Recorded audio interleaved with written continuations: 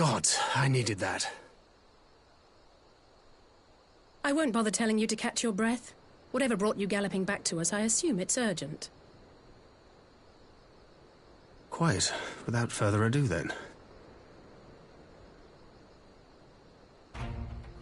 After the successful uprisings in Doma and Alamigo, rebels in several other provinces were inspired to follow suit. Unfortunately, they did not fare quite so well. the Dalmascans paid the heaviest price. For their defiance, the Emperor made a show of razing their capital to the ground, prompting many of their neighbors to abandon thoughts of resistance.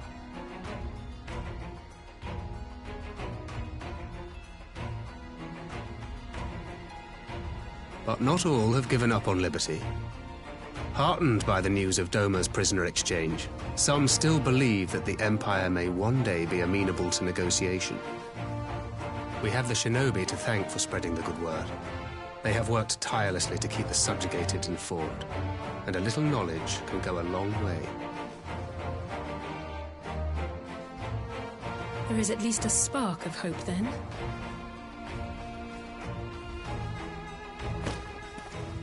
A spark in want of kindling, yes. The Alliance has already begun supplying materiel to resistance movements abroad, many of whom would otherwise struggle to continue the fight. The support effort has been led by the Sultana and the Elder Seedseer, who have both seen enough Alamegan refugees to know the consequences of oppression.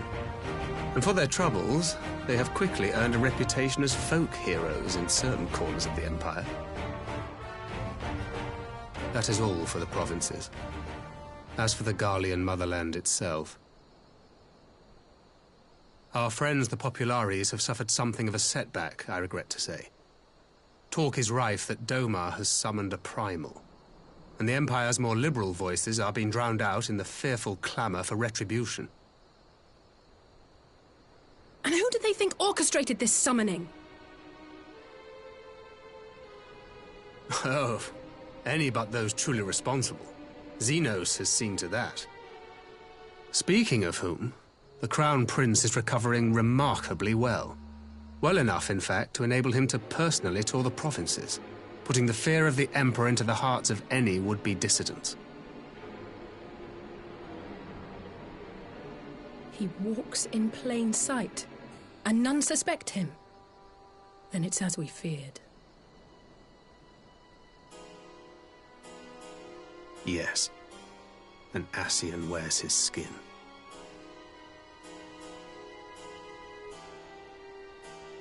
But it was not that which brought me here in such haste. During my time in the provinces, I learned many things. Yet at no point did I hear any report of a Doman emissary in the capital. But Alphonse should have arrived by now. Could they be holding him there in secret? The possibility did cross my mind, but I have reason to believe he never reached his destination. As you know, Scions assigned to covert operations, such as Riol and myself, are issued special link pearls for communication in the event of an emergency. I mention this because it was originally Alphino's task to coordinate the response at headquarters, meaning he has one. And whose voice should I hear when mine recently crackled to life? You spoke with Alphino? Spoke with? No. I but heard his voice, and none too clearly at that. 2 words were all I could make out. The burn. The wasteland on the edge of Otherd. Something must have happened to them there.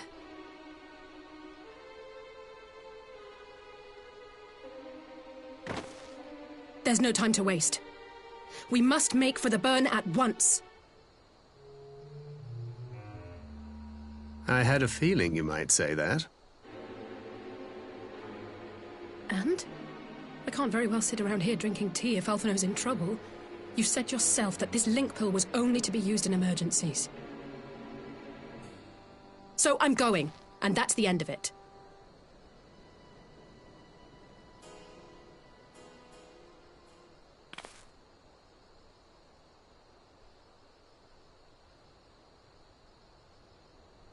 Oh, far be it from me to change your minds.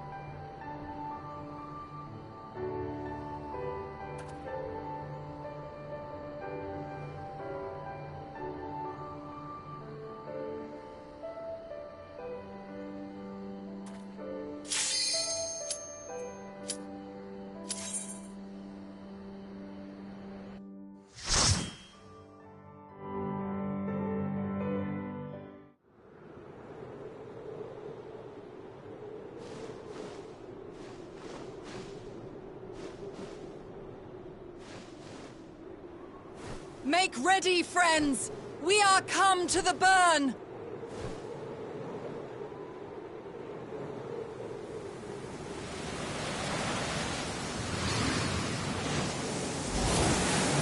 Everyone, land where you can! We must wait out the storm!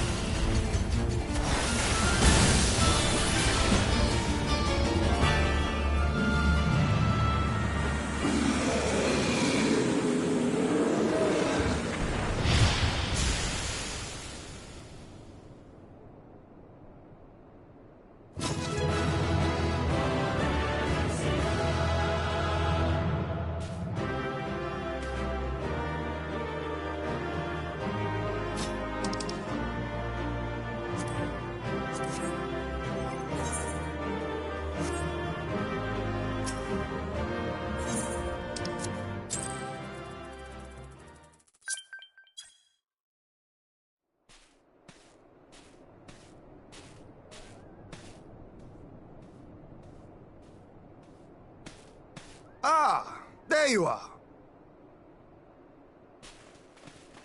Between contending with bloodthirsty beasts and sand in my every conceivable place, I had begun to despair of finding you again.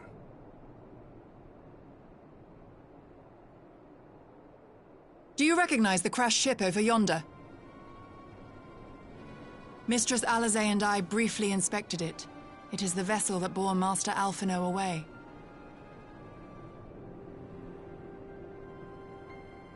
But there was no sign of him, nor of Maxima and his people.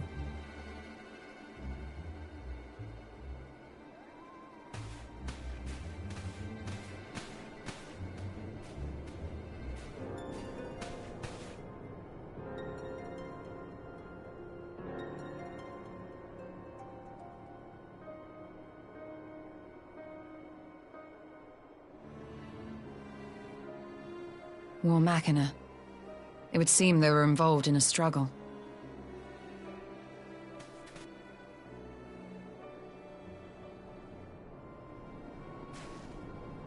There may be clues. We should split up and search the area.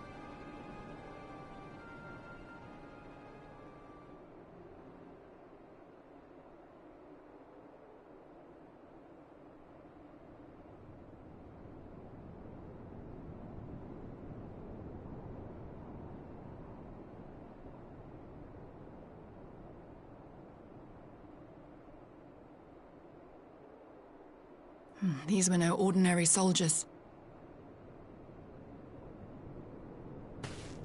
Over here!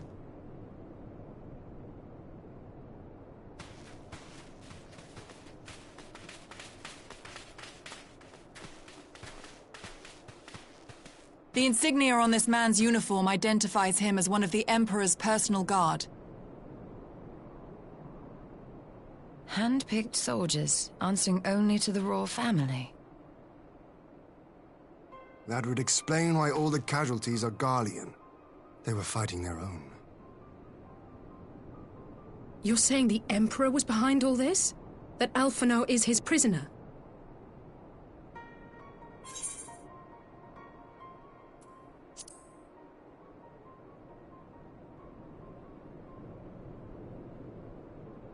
Aye, we must not jump to conclusions. Besides, Alphino is more than capable of looking after himself, is he not?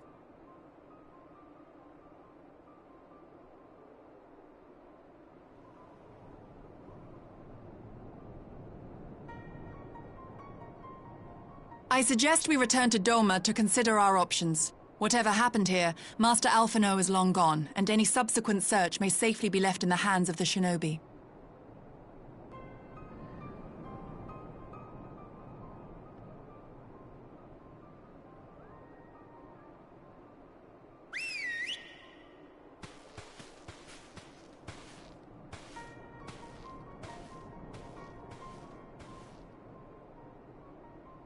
Where in the world are you, brother? If you die on me, I will never let you hear the end of it.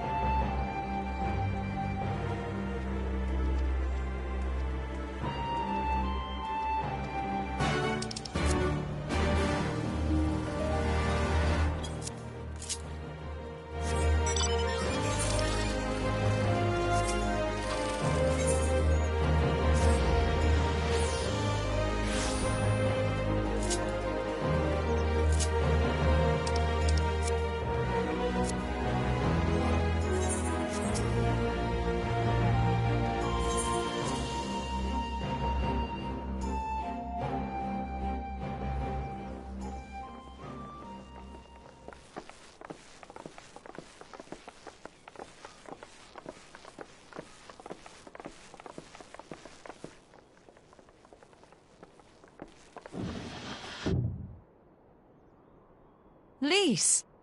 What brings you here? Oh, Alliance business. We have a request for Doma. Well, Hien. But that can wait. They told me you were out searching for Alphino. Did you manage to pick up his trail?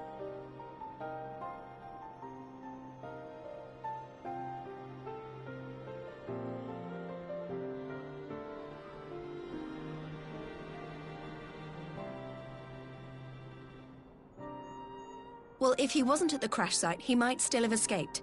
We have to keep searching.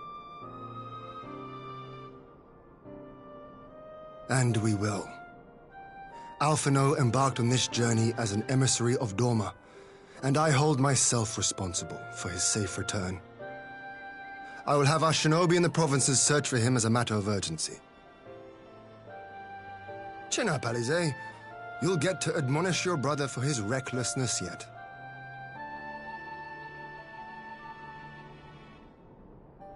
Well, someone has to do it.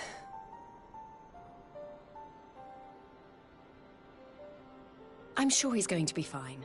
There is one thing I'm not sure about, though. You said it was the Emperor's personal guard that attacked Alphino's airship. But the Popularis would never have been able to arrange the prisoner exchange without Varys' blessing. So why would he sabotage his own mission?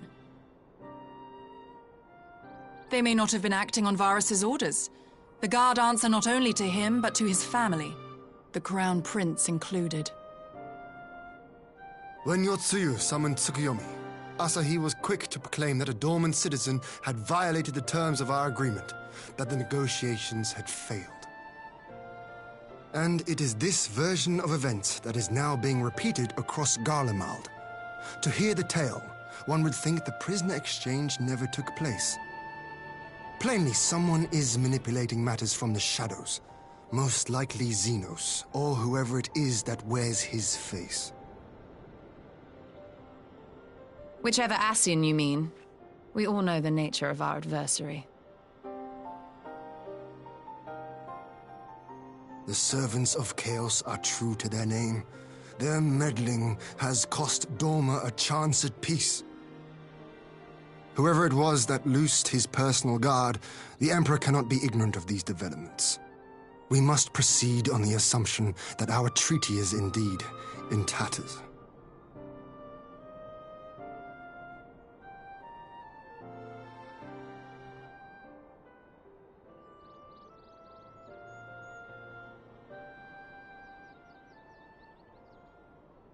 But come, Lise.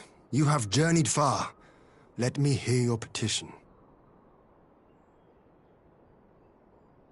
Right. So the big news is that Alamigo has agreed to join the Eorzean Alliance. To make it official, and discuss where we all go from here, the leaders of the 5 nations are planning to hold a meeting, and we were hoping you might come too. We've already seen what we can achieve when we work together, and the Alliance hopes to work even more closely in future. They think it's our best hope of keeping the Garleans in check, and I agree.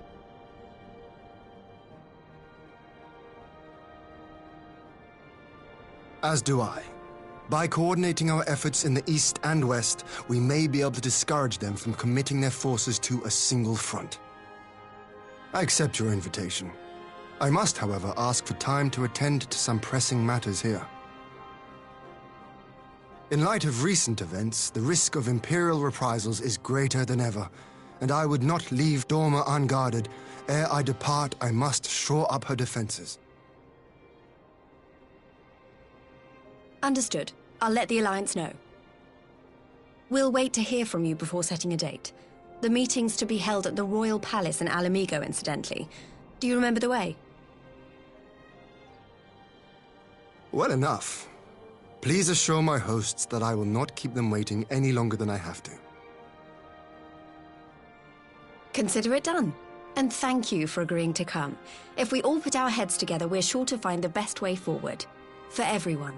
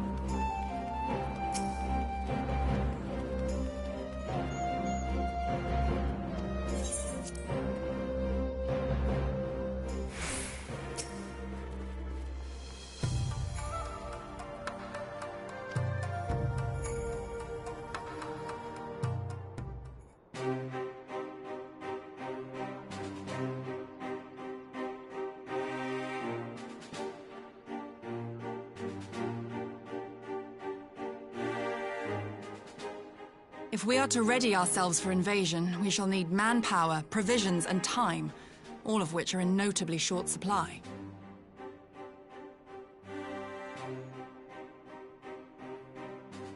Candid as ever, you giddy, and correct, I concede. Fortunately, I have an idea.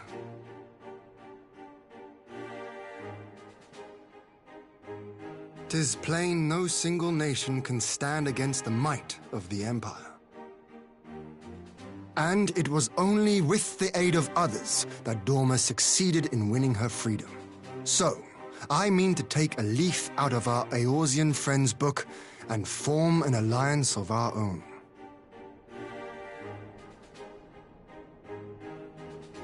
In addition to those with whom we already share an understanding, I would reach out to Hingashi and Suinosato, and further afield to the myriad peoples of Nangsha and Dalmasca. I am under no illusion. Not all will answer the call. Yet disparate though we may be, we are united in our desire for freedom. If our neighbors could be made to see what is at stake, Ascian machinations and all, cooperation need not be so far-fetched a notion. It may even seem practical. Under the guidance of our former leader, Master Louis Soir, we once strove to unite the fractious city-states of Eorzea. I dare say that experience shall be of use in your endeavor. We should be glad of your wisdom. For the record, I would have been in favor of this plan even if it hadn't been my grandfather's, but I have to ask, how will we secure the time to carry it out? Not that anyone has forgotten, but the Garleans have airships. Lots and lots of airships. Should they catch wind of our plan, they could send an armada to overwhelm us before our alliance had even begun to take shape. Not if we deny them access to the skies.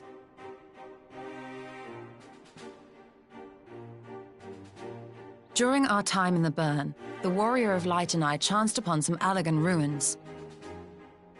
Oh? As such ruins go, they were not particularly unusual. But something about the surrounding land struck me as odd. Faint though it was, its ethereal residue was uncannily similar to that of Azizlar.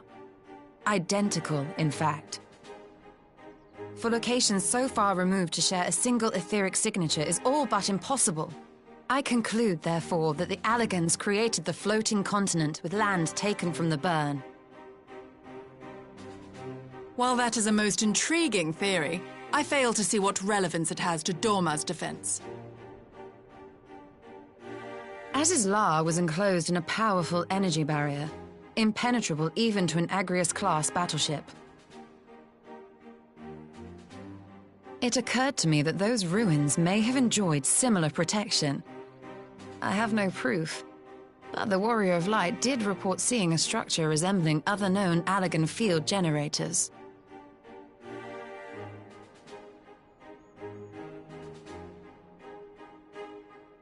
All right. But even if we could put up such an energy barrier, it surely wouldn't extend beyond the limits of the burn. So what's to stop the Garleans flying around it?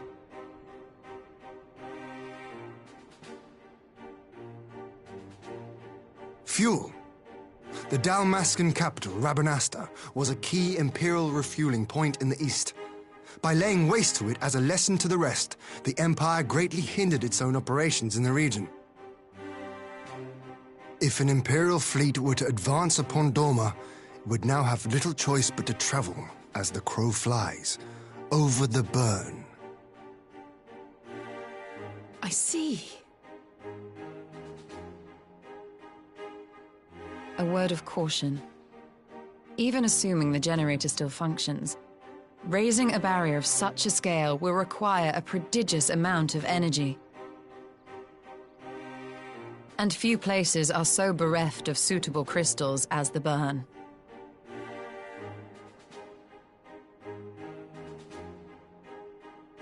A source of energy. Tell me, did the Allagans make a habit of launching things into the sky?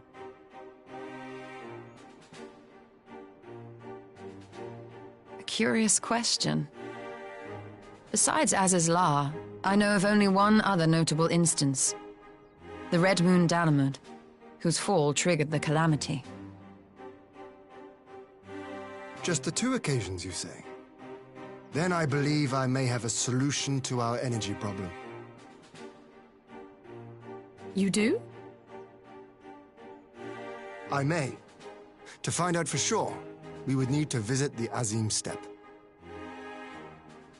Which would, I now see, present the perfect opportunity to discuss an alliance with the Zayla tribes. How very neat. What say you then? Shall we see whither this road leads?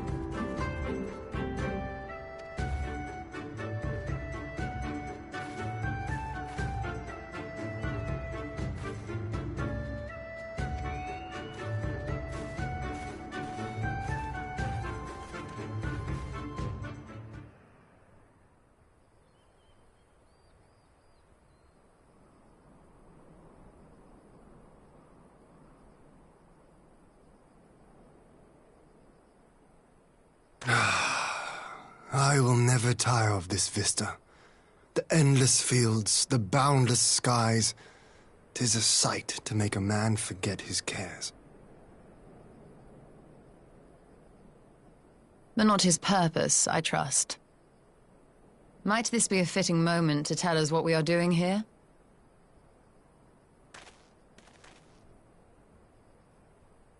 Of course. During my time with the Mole, I learned some few myths of this land. One goes thus. In the distant past, when all seemed doomed, a wayfaring soul came unto the steppe. Venturing into the northern crag, he received of Nama a sliver of her essence, a shard of the shining moon, and with it clove the tainted land from the earth. The end thus averted, to these fields did the wayfaring soul return, and venturing once more into the northern crag, he buried the shard, and made unto the heavens an offering of blood.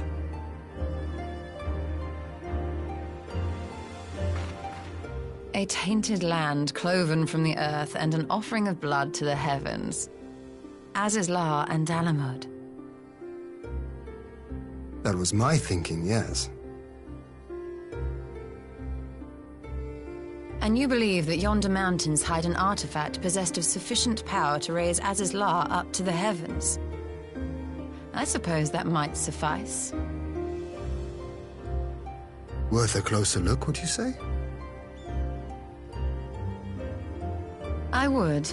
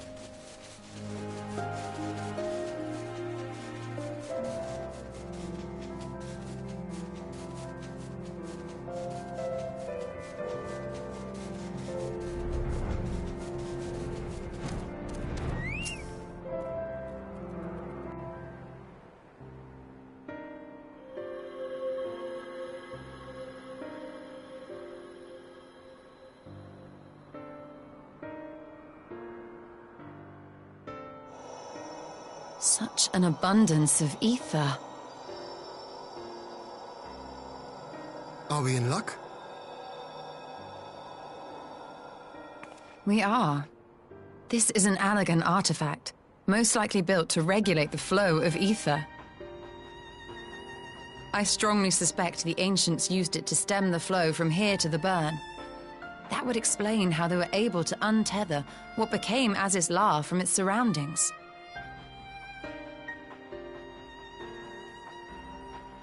But were we to throw open the floodgates, the resultant deluge would surely be sufficient to raise our wall.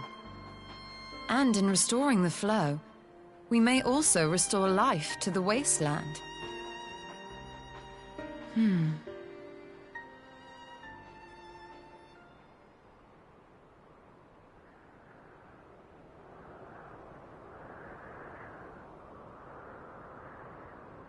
What is it? While the device itself harbors a surfeit of ether, the opposite is true of the surrounding area.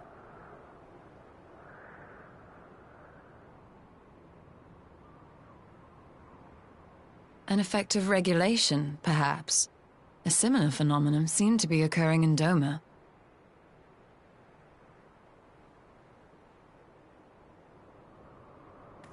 Whatever the explanation, the answer will not reveal itself here.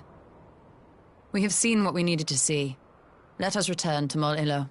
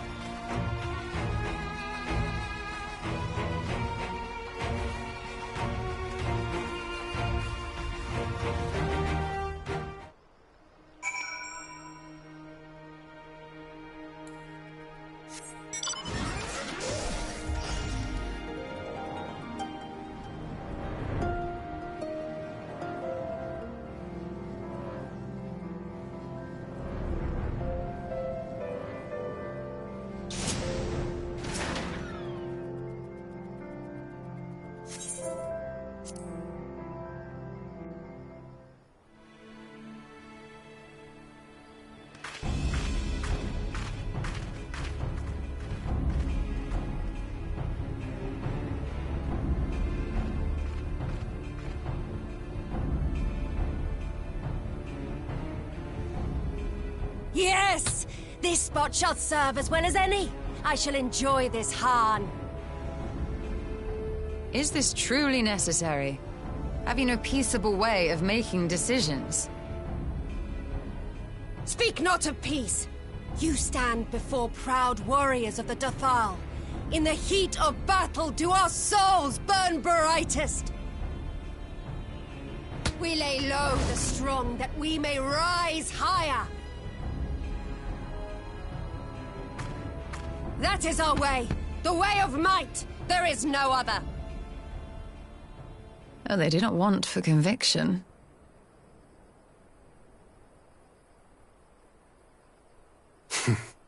Indeed.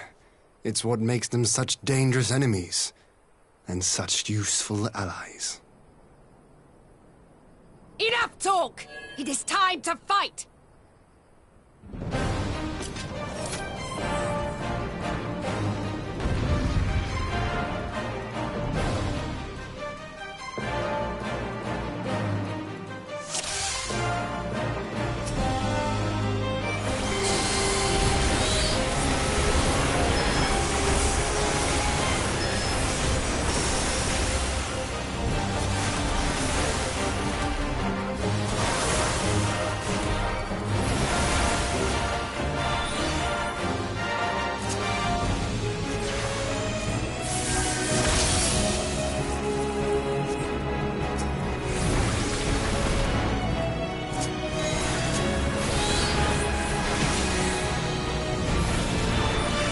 Death do our souls sing!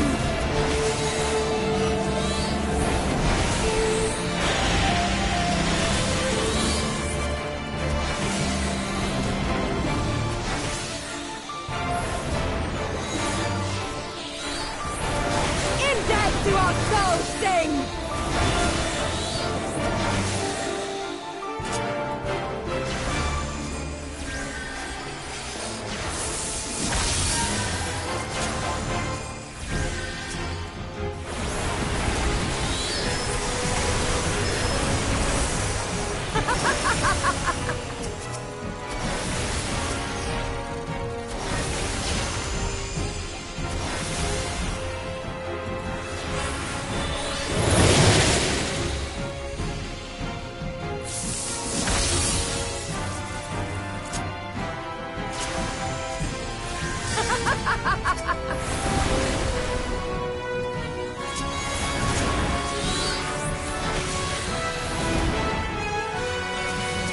Death do our souls sing!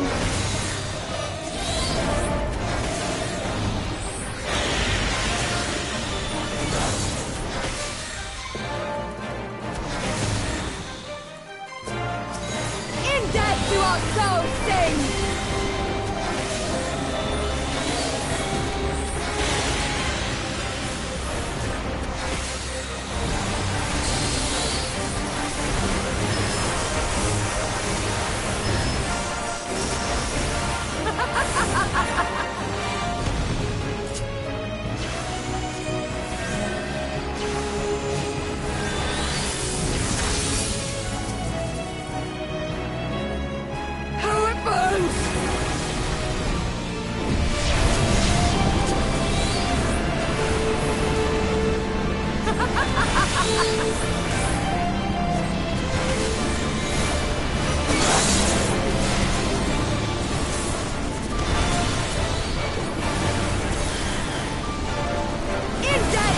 souls sing!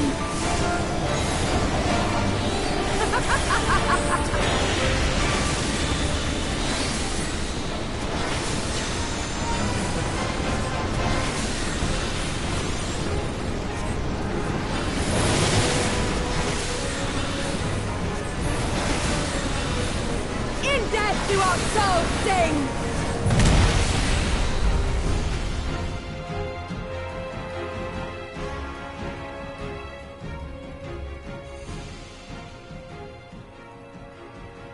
Yes! Yes! Not since the Nardum has my soul burned so!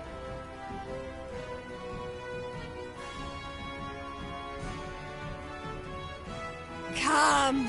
We have only just begun!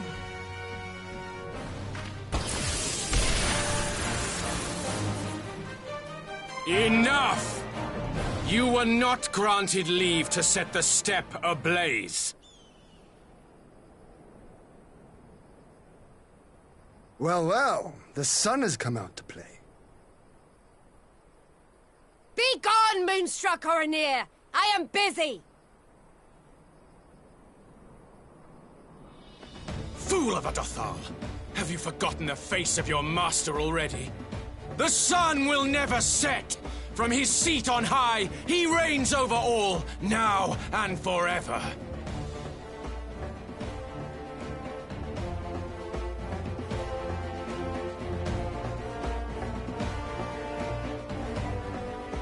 Yet what should he find here but a battle to determine the fate of the steppe? A battle waged without his blessing. This will not stand. You, Doman! You who come to petition the warriors of this land, forget that all Nama's children are wards of the Oranir. As first among my brothers, your petition is mine alone to judge.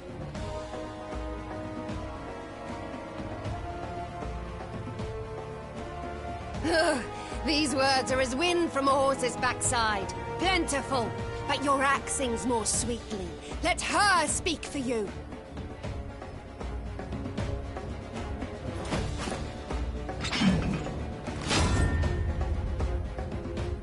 Insolent child. You will learn your place!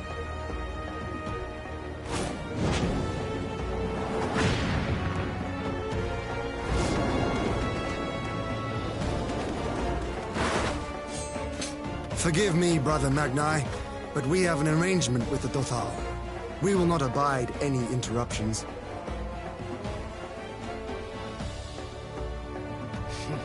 So be it. The sun will pass judgment on all. Didakul, join me.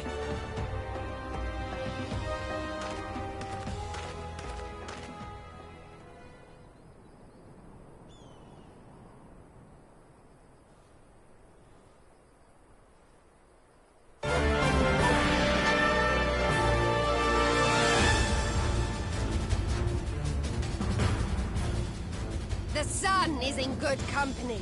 We may dance alone.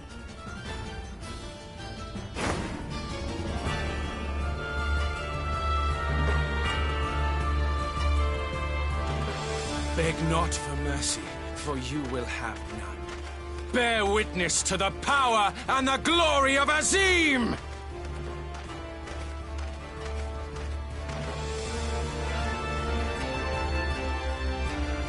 Constantly at each other's throats like rabid dogs. Gods, I'm turning into her.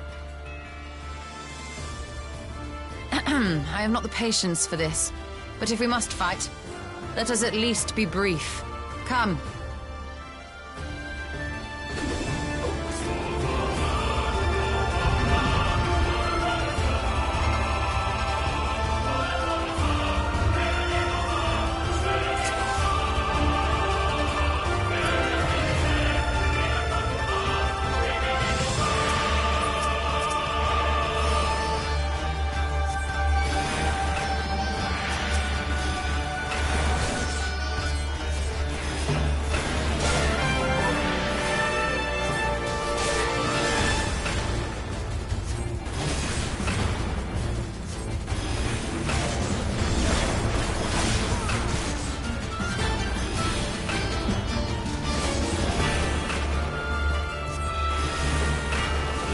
Die!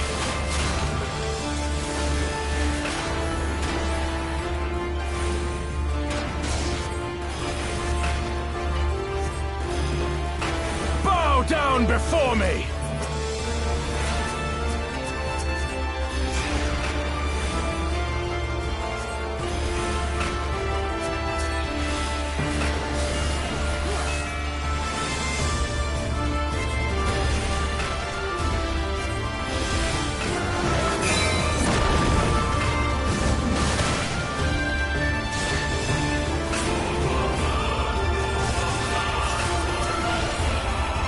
Mark well and learn!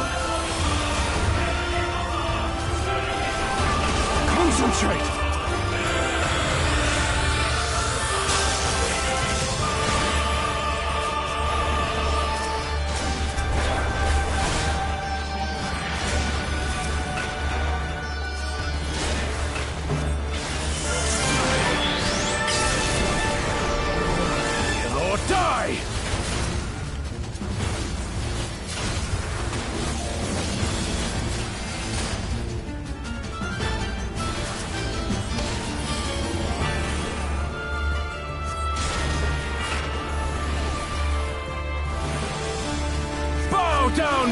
me!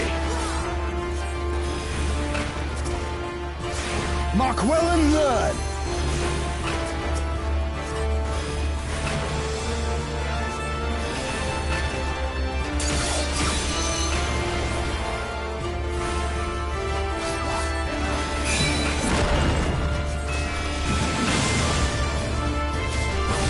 Or die!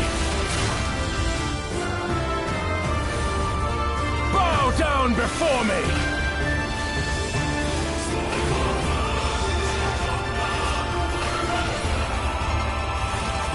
Tremble before the sun!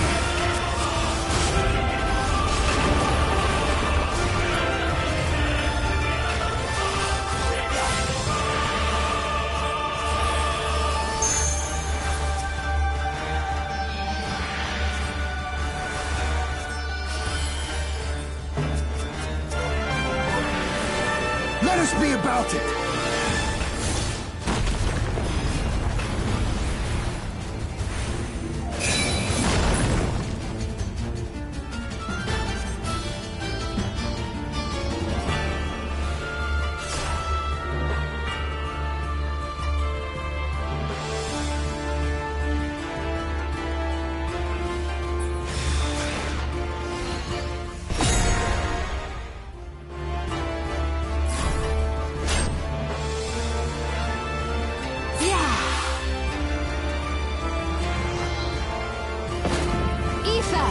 To me!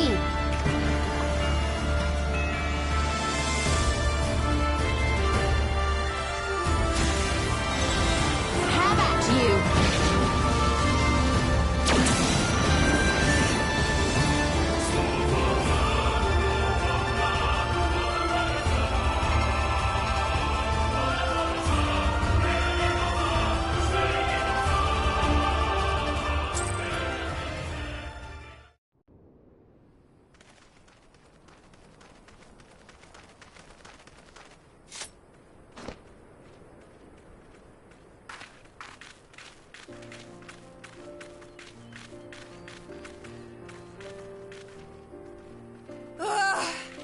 Never have I felt such bliss in defeat.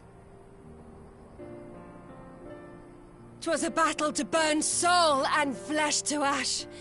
We Dothal will lend you our strength as promised. Narma's power is yours to wield.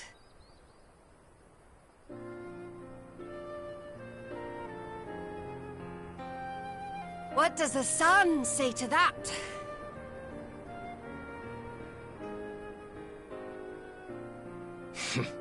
The sun is not driven by base motives such as yours. But they have been judged and found worthy.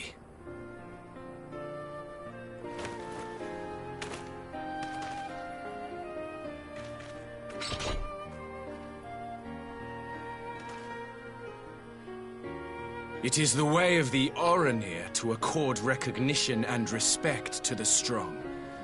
You have made sufficient proof of your strength. The sun shall answer your call. You have our thanks. We are glad to call you allies.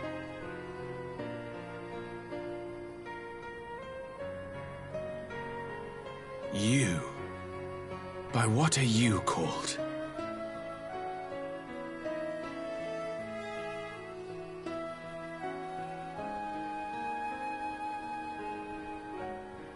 Y'shtola, why? Are you my Nama?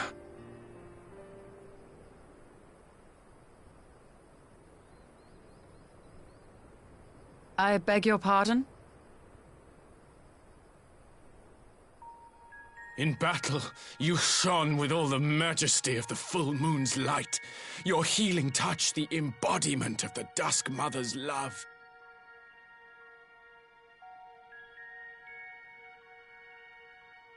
Long had I wondered if my Nama might not be a woman of the steppe. Beholding you, I am all but certain.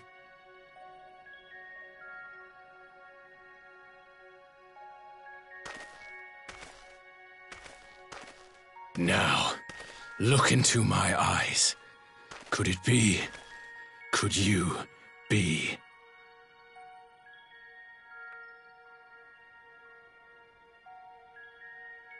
I am. Not interested, little son. Try again when you've become a man.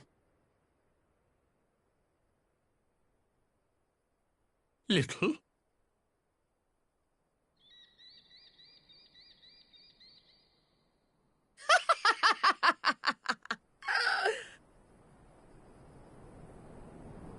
Little son! Little son!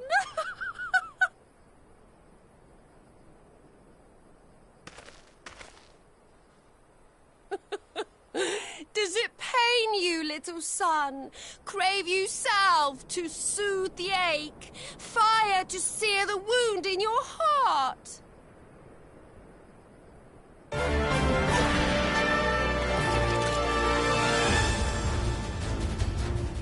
We have wasted enough time here. Siren awaits for word of our success.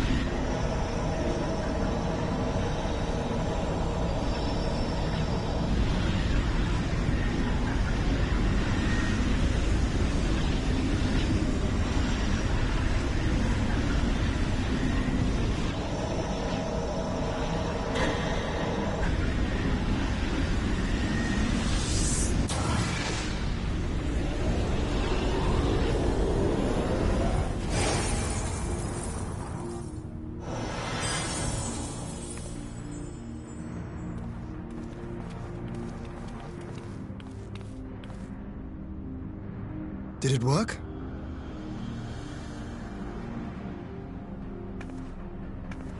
It did. Ether may flow freely to the burn once more.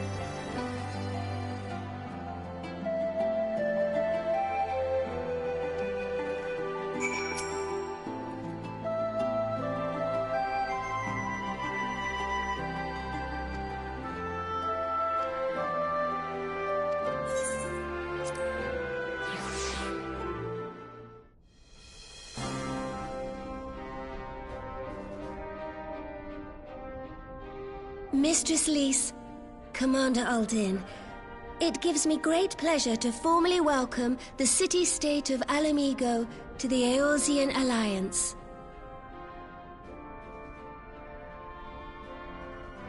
The pleasure is ours, Your Grace. I know I speak for all Alamegans when I say that we are glad of this chance to stand with our comrades of the Alliance. And we, for our part, are glad indeed to be able to welcome friends both old and new.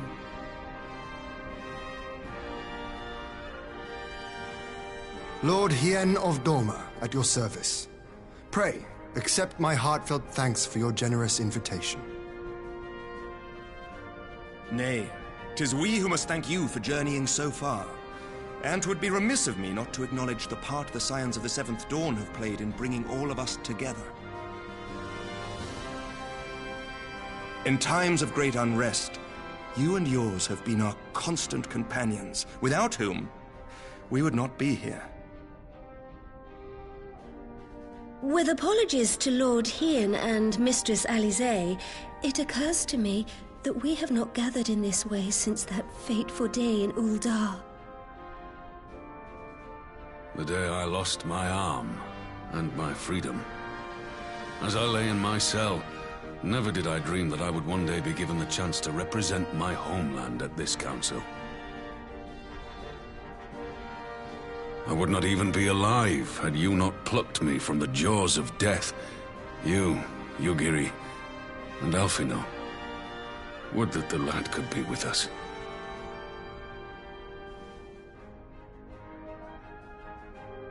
I too owe my presence here to Alphino, in so many ways.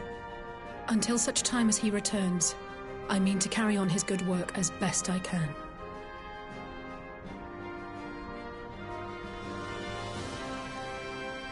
Come, friends, let us leave the past in the past and turn our eyes to the future. My Lord Hien, pray, tell us how things stand in the East.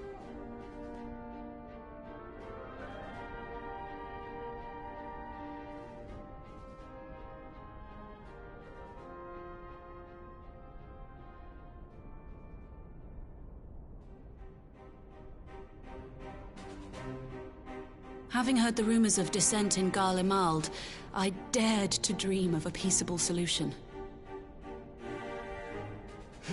The Empire will not so easily change its ways. If the Garleans have a mind to take back Doma and Alamigo, we'll be hard-pressed to stop them, even with the might of 6 nations.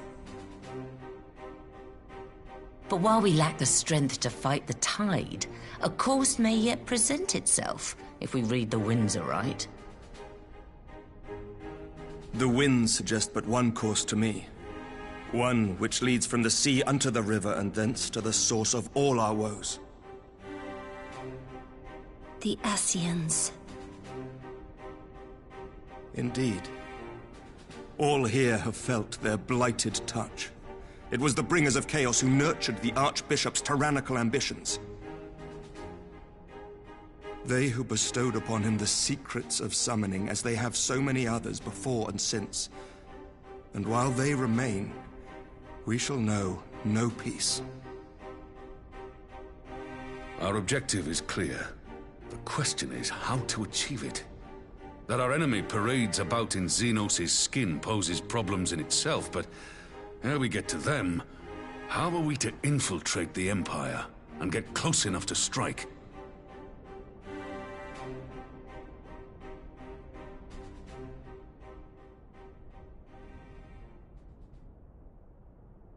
While I see the wisdom in targeting the Ascians, an assassination attempt on Garlean soil would do little to aid our cause, even were it to succeed.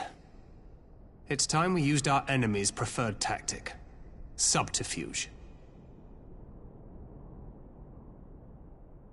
You have an idea? Speak your mind, Master Thancred. None here know the enemy better than the Scions, and you mayhap best of all. Whatever it is you propose, we will give it fair hearing. On that you have my word.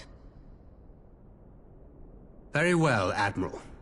My proposal is thus. we dispatch the shinobi to Imperial territory. There, they sow the rumor that the Crown Prince perished in the battle for Alamigo, and that the man parading around is in fact a corpse inhabited by a servant of darkness.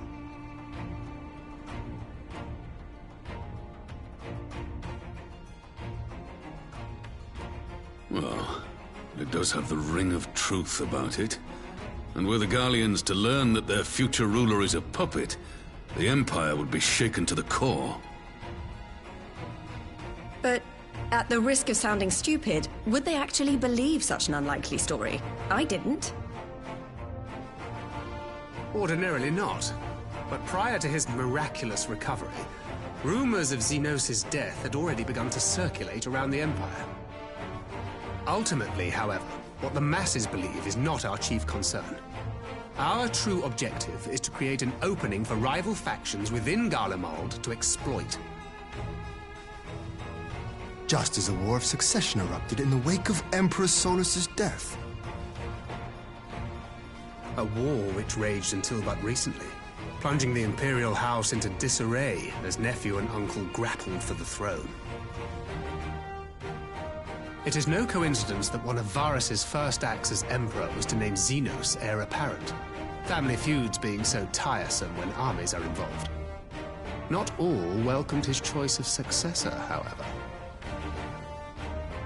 There is no shortage of individuals who aspire to the throne, who would jump at any chance to seize power. The news that Xenos is not only dead, but a puppet to diabolical forces would be too enticing to ignore. The Empire would not be quick to recover from a second war of succession. I am no stranger to infiltrating Imperial territory. With a team of operatives gathered from among the Alliance's finest, the plan should have a reasonable chance of success. Doma already has shinobi in place throughout the provinces. We stand ready to act, and act we must. What say you all?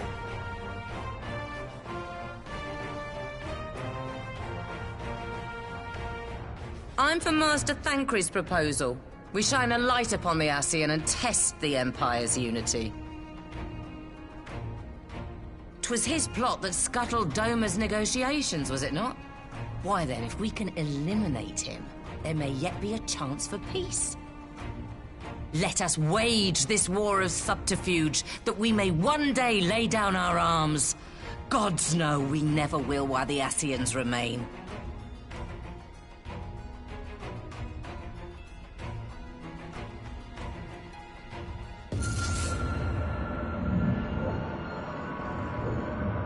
That way.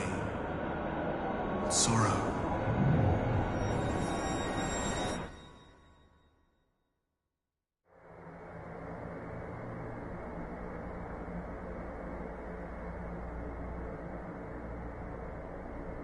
History must be changed.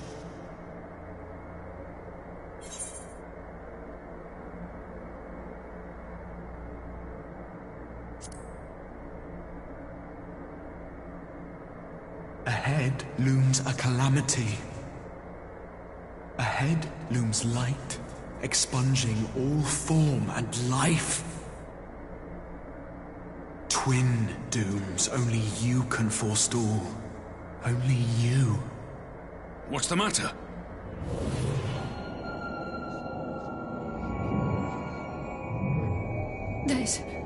There's a voice. Spies in our midst? Nay, I sense no such presence. Let expanse contract. Eon become instant. Throw wide the gates that we may pass.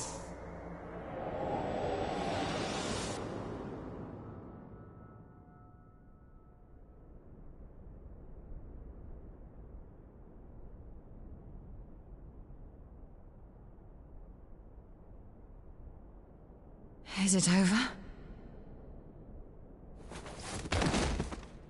Master Thancred!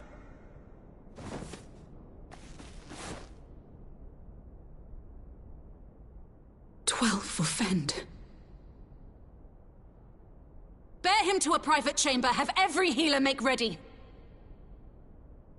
Swiftly!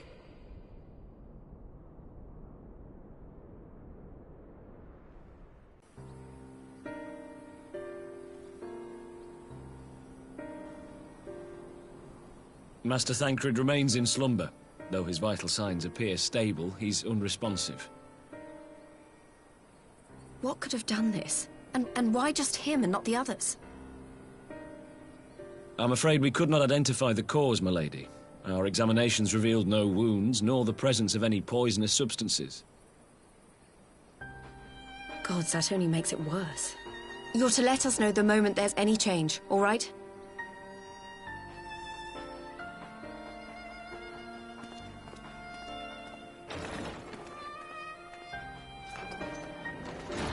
Thank you for coming. Knowing Thancred, he would apologize for being otherwise engaged at so crucial a juncture. In gifting us a course of action, Thancred sowed the seed of all that is to follow. We have but to nurture it as best we can. To him, I would say, rest easy, that he may wake to enjoy the fruits of our labors. Now, the matter of the mysterious voice must not be forgotten. Will you tell me exactly what happened? Alize and I heard a voice in the moments before Thancred collapsed. It was accompanied by a severe headache, as if something were clutching at our minds. Did you experience the same thing?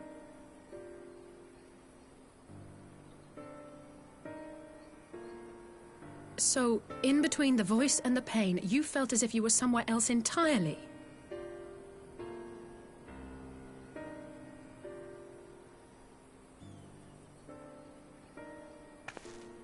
Your testimony confirms my suspicion. That which you experienced was, I believe, your soul being plucked from your flesh. Called. Called?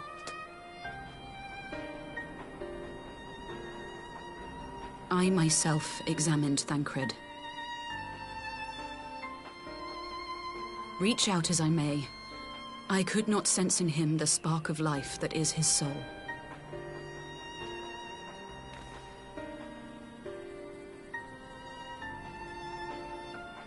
That Thancred alone was stricken so is likely due to his heightened sensitivity to the effects of ether, a consequence of his prior possession by the Ascian, the Hebrea. The owner of the voice, whoever it may be, reached out to you, called your souls, and in so doing, caused you and yours such pain. But if that's true, where exactly are we being called to? I know not. Yet one thing is plain. Whoever waits for you on the other side is possessed of a power unlike any I have ever known.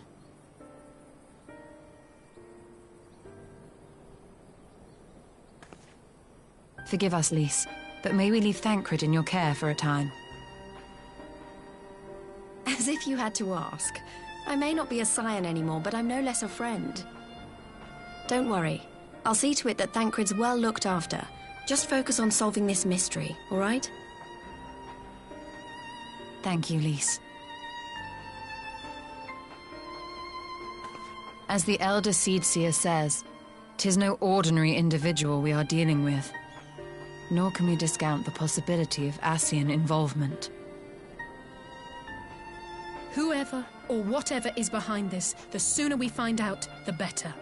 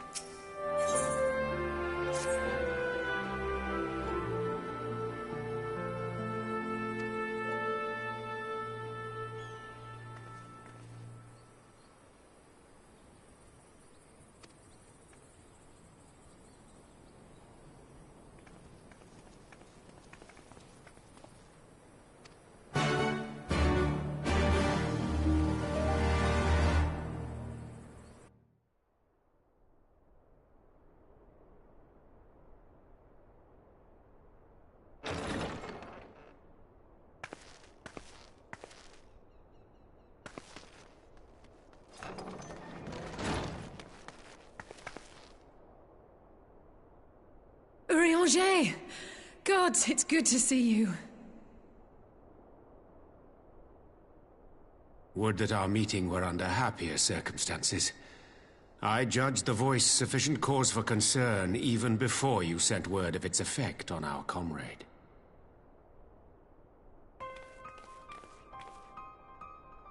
You heard it too, then?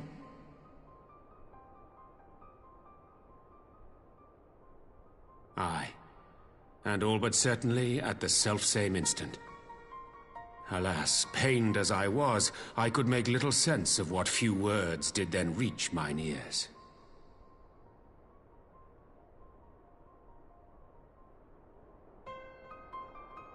Who do you think is responsible? Could this be the Ascians doing? That I cannot say. Not when so little is known. Ere I indulge in speculation, I would examine Thancred with mine own eyes. To Alamigo, then, without further delay. One other thing. During my visit to the Far East, I observed a strange phenomenon. Thou referrest, I presume, to the localized reduction in etheric density. Well, that spares me the trouble of an explanation. Yes, I noted precisely that at two apparently unconnected locations. I take it the phenomenon is not limited to the Far East. Indeed not. Of late, our agents charged with surveilling the beast tribes have spoken of little else. In every corner of the realm, they tell of places in which the ether hath grown thin. Naturally, my suspicions first turned to primal activity, but the areas thus affected betray no evidence of summoning. I must confess to being quite perplexed. If the same phenomenon is being observed in multiple locations on opposite sides of the world, we may safely discount regional factors. Needless to say, this warrants further investigation. Indeed. I shall make it my task to...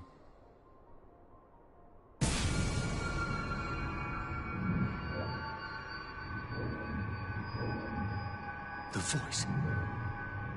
It calleth to me once more.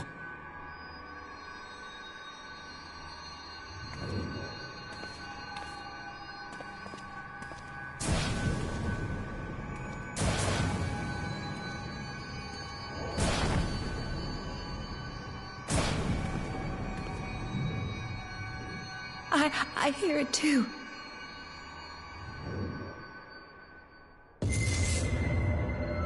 Only you. Only you. No!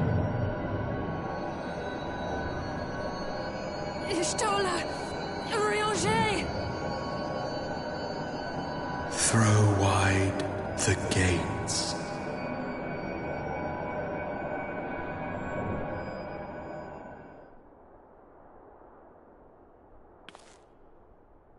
No!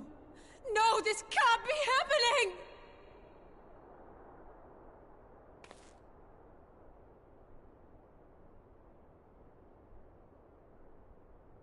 Y'shtola! Urianger! Open your eyes!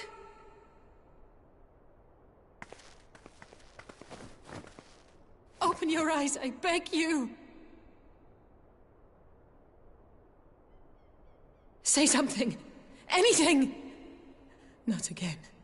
Please, not again.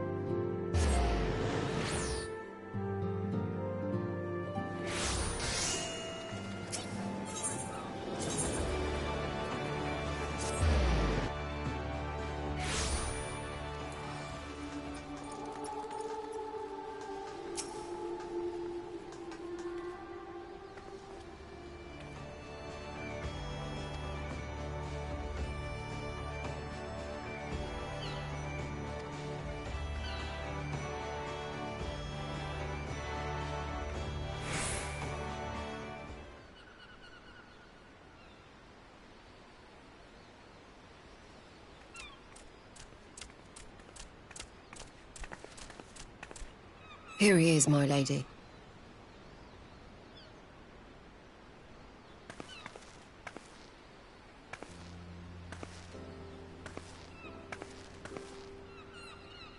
Gabu, it's been too long.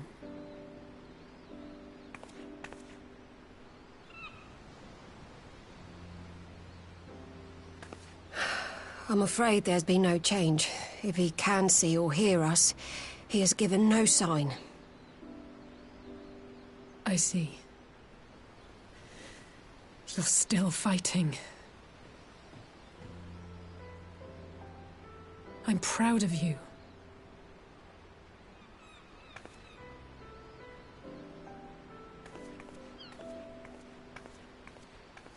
We promised that we would come and visit you together, didn't we?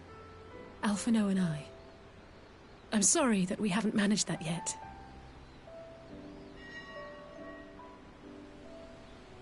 You know, with the three of us like this, does it not remind you of that night?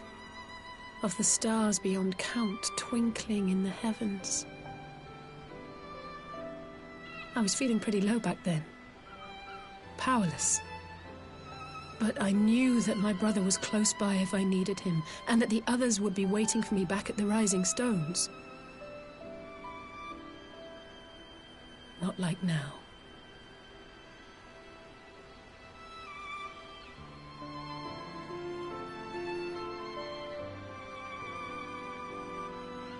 I've seen my share of trouble since coming to Eorzea. Been reminded again and again of my limitations, of how little I can change about this world. And I've come to know the sorrow of parting all too well.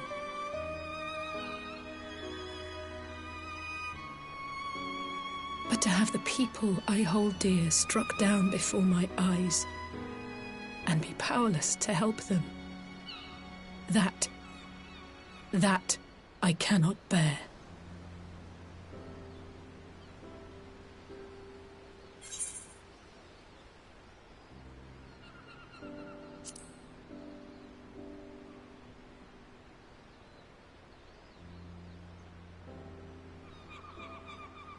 And for that, I am grateful. I don't know what I would do without you.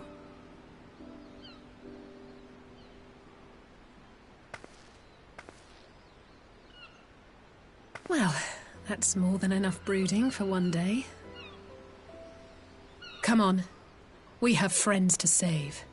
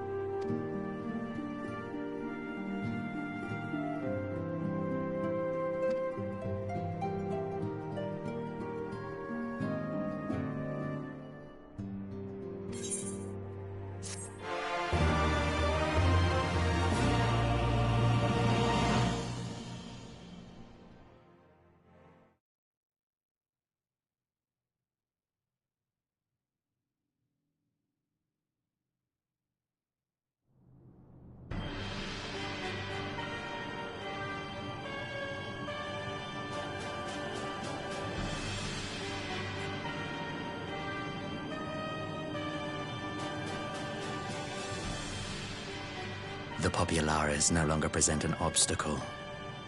Now is the time to bring the Empire's might to bear.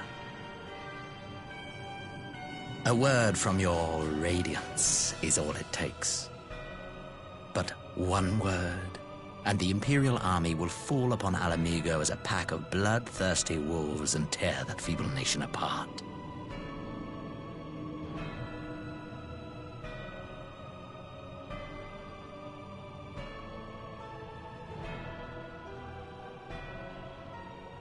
Have you no words for me?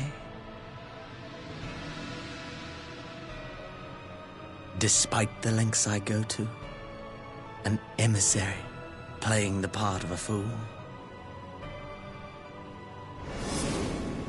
When first I took this face, I swore to use all of my knowledge, all of my power, to further the cause of the Empire. My deeds stand testament to my commitment. And with this adamant flesh at my disposal, I could destroy the Icon Slayer as easily as one might swat a fly. Why do you hesitate?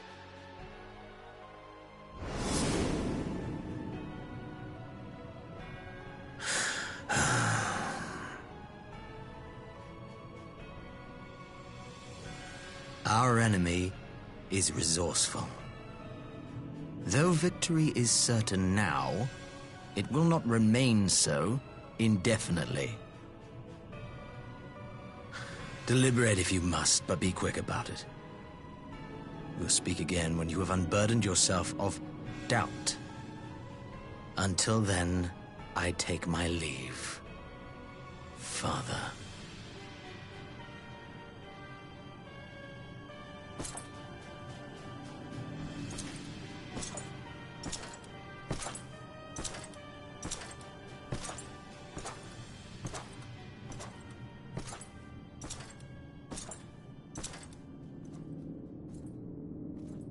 I should be the one to sigh.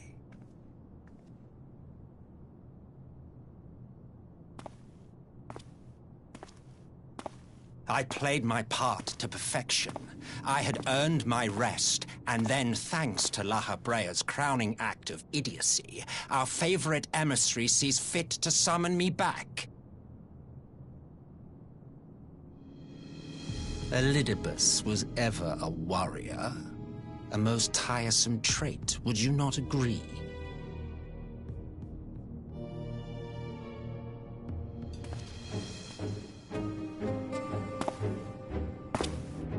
What?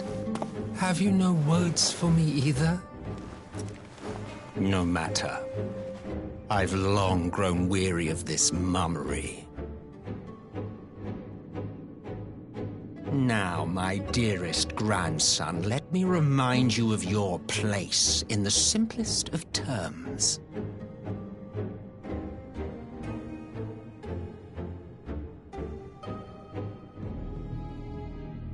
You do not make judgments, you administer them. Swiftly and to the letter. Naught else is your concern.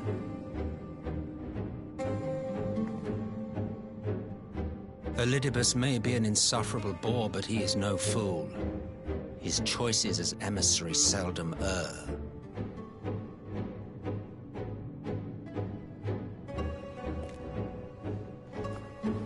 If aught threatens the balance twixt light and dark, it falls to you to remove it. Be it by your own hands or by your armies, you have ample means at your disposal.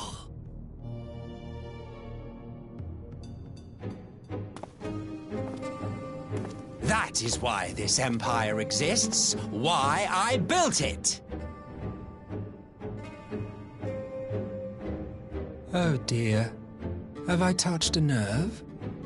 You always were an easy one to read. I pity you, I do. As they say, ignorance is bliss. And I know how much happier you would be not knowing the things you know. The Founding Father was an Ascian, and he created the Empire solely for the purpose of sowing the seeds of chaos.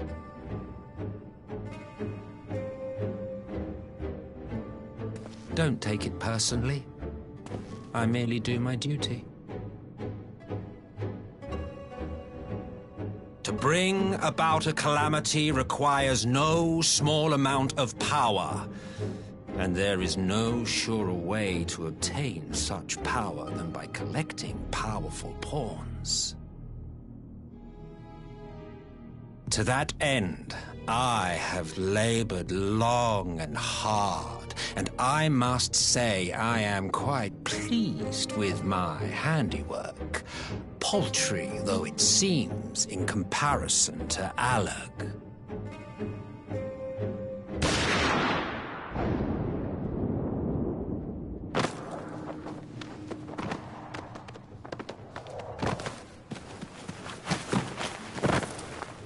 You fiends are overfond of your own voices.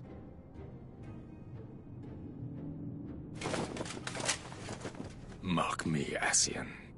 Man is the master of his own destiny.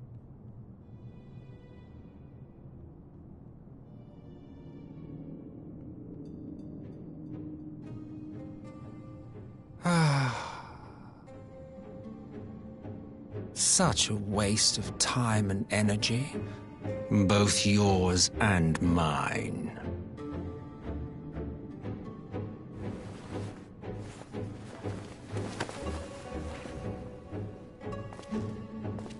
Lest you forget you are Emperor now.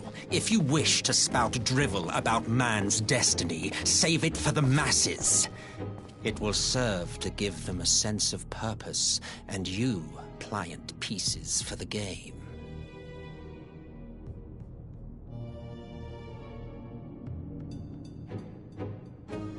Oh, do stop sulking, boy. You, of all people, should understand.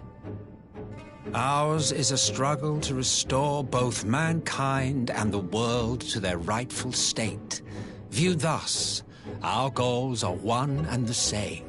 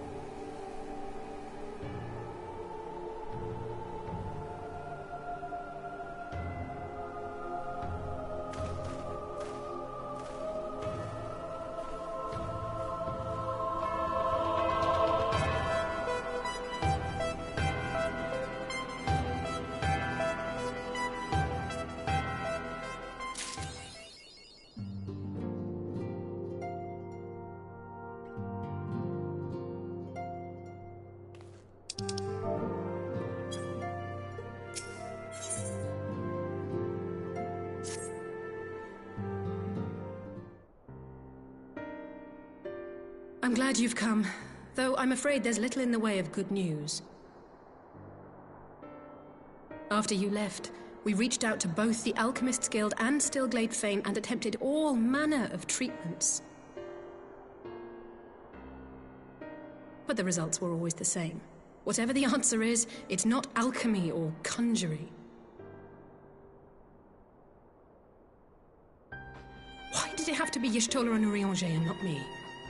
Out of all of us, they are the ones who could feasibly have solved this puzzle. And Alphino's still missing. God, it's all going wrong. Where do we even start? A grave situation indeed. Might I be of some assistance?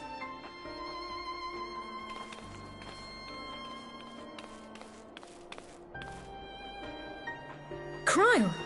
I did not think you well enough to travel. When word reached me of the plight of our friends, I could not well stay away. As a fellow scion, not to mention your erstwhile mentor, this is one of those times you should feel free to call on me, regardless of my personal circumstances. Yes, I should have thought of that. Thank you for coming, Cryle. We would welcome your insight. And I should be happy to provide it. Now, what's this I hear about Alphino heading into Imperial territory? That boy always did have some funny ideas. Do you remember the speech he gave when he was accepted to the Studium?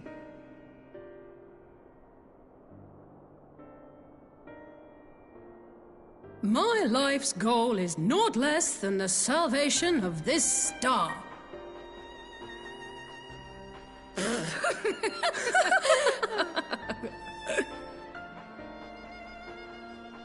That particular grand pronouncement has been a source of great embarrassment to him, as you know. But the fact of the matter is, he meant every word and has lived his life accordingly. Yes, he remains altruistic to a fault. But I'm worried he was too fixated on his goals to see the dangers, as has happened before. You needn't be so concerned. Though his values remain the same, Alphino is not the blinkered boy he once was. Slowly but surely his eyes have been opened, thanks to a certain someone. A certain someone whom he'd be mortified to learn had heard about his little speech. Mum's the word, eh?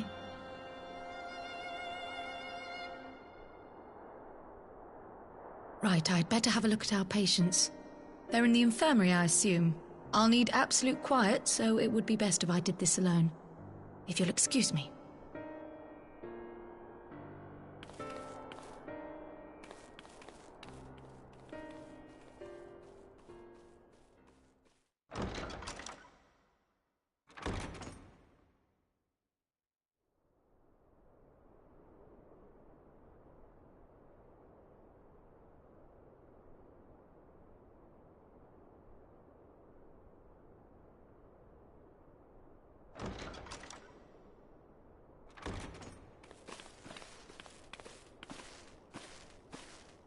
All three are in fine physical health. At a glance, I would say they were merely sound asleep. Except for the fact that I couldn't sense the slightest trace of them in their bodies. It's as if their souls have taken leave of their physical forms. Ah, yes. The Elder Seedseer made a similar observation. I've read the report. When you heard this mysterious voice, you described feeling as if you were somewhere else, yes? If we assume the ether which comprises your essence is being drawn to some other place, then it may be possible to follow the trail it leaves behind, just as we did in our search for Thancred. I wasn't around for that, but I can't imagine it was easy. Oh, it wasn't. But that's no reason not to try. I will have need of Master Matoya's crystal eye if I'm even to make the attempt. So I suggest we pay her a visit.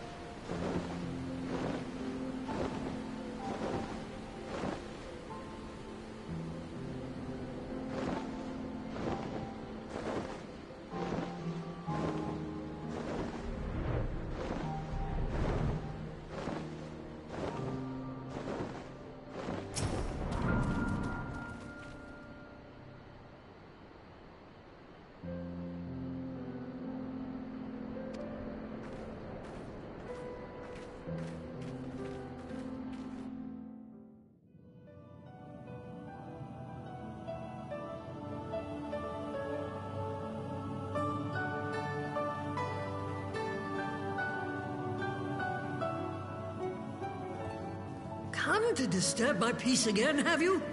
I hide myself away in a cave, and still you people insist on pestering me with your problems.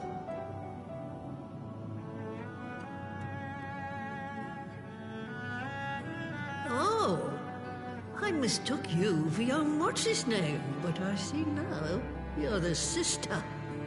Weren't you supposed to be the lively one? I've seen happier faces at a rain-sodden burial.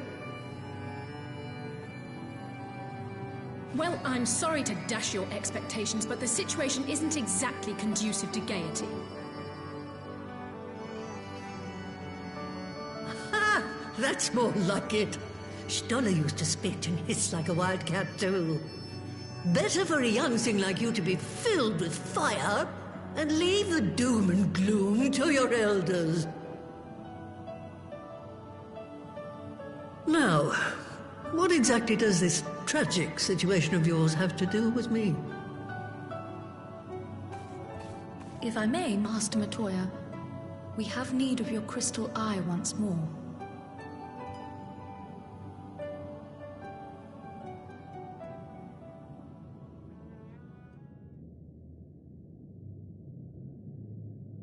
And Stoller is one of the afflicted, is she? Very well. She may be an ungrateful stray, but she's my ungrateful stray, and I'll not see her buried before I am.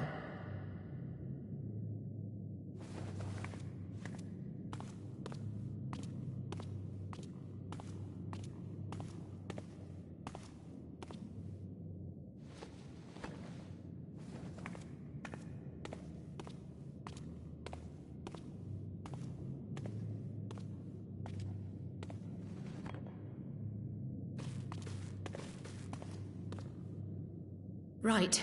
Let us see what we can see. I'll begin from where our friends first fell, and cast my senses out from there.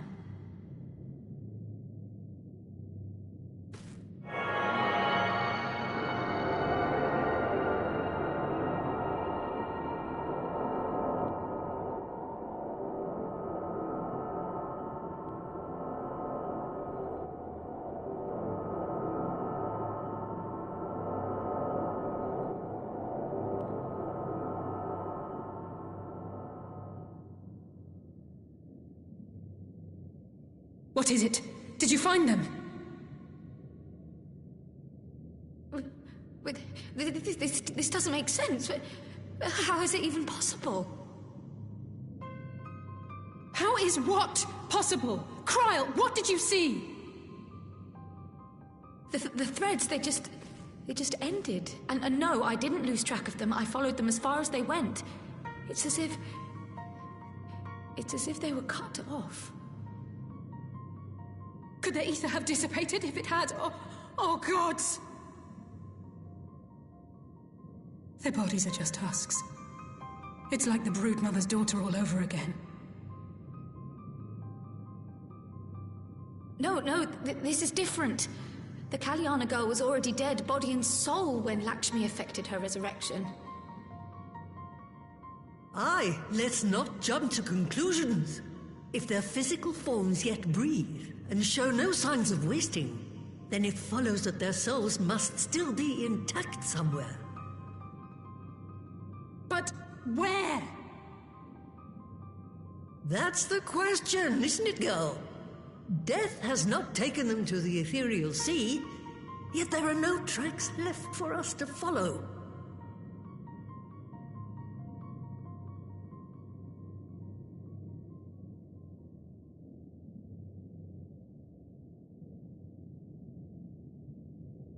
We're no closer to an answer than when we started. But knowing their souls are still out there is progress of a sort. We just have to keep looking. Pray, excuse me a moment. Yes? I remember, but... What, to Alamigo? We're on our way. That was Lise. Apparently, a group of Populares have defected to Alamigo, and Maxima, the envoy Alphino left with... is one of them. I'm sorry. I realize we've barely begun here, but... Go, child, go! You've made up your mind, and life's too short for dithering. I'll do some digging in the meantime and see if there isn't some other method we could use to continue the search. Let's be off then.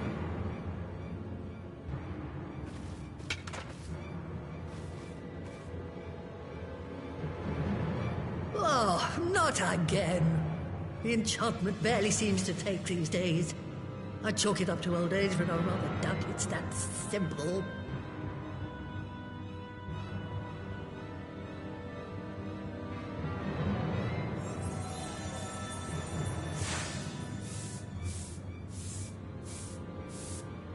Before they took ill, Y'shtola and Urianger were sharing notes on a thinning of the ether. It seems to be happening all over. Does it now? And here I was, all set to blame my woes on that creaking mountain of refuse clogging up the Thaliac. I fear something has gone awry. Still, there's naught to be gained from starting at shadows. You can only do what can be done, and that but one thing at a time.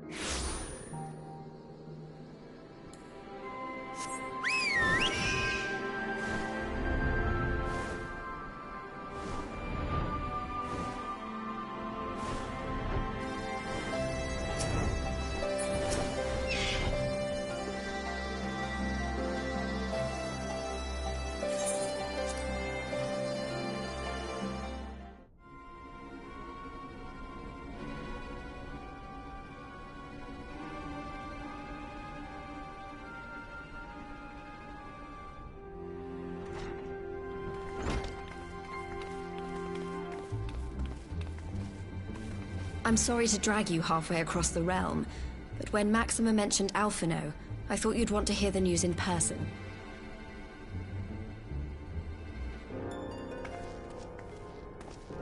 Ah, we meet again. Though I was hoping our reunion would be under more auspicious circumstances. What happened to my brother? Where is Alphino? Never fear, my lady. Your brother was in fine health when I took my leave of him, and I have no reason to assume that has changed. You assume? If you will allow me, I shall endeavor to explain events. Our troubles began not long after we departed Doma. While crossing the burn, we were fired upon by the Emperor's personal guard and forced to make an emergency landing. As we stumbled from the wreckage, our attackers fell upon us again, and we would have perished there and then were it not for the intercession of a third party, a band of mercenaries whose leader claimed to pursue a vendetta against the Ascians. This shadow hunter, as he styled himself, then escorted us out of the wastes to relative safety. Upon arriving back in civilization, I gathered my Populares colleagues and prepared to flee the Empire. Master Alphino, however, declined the invitation to join us, preferring to continue his investigation into the Ascian threat.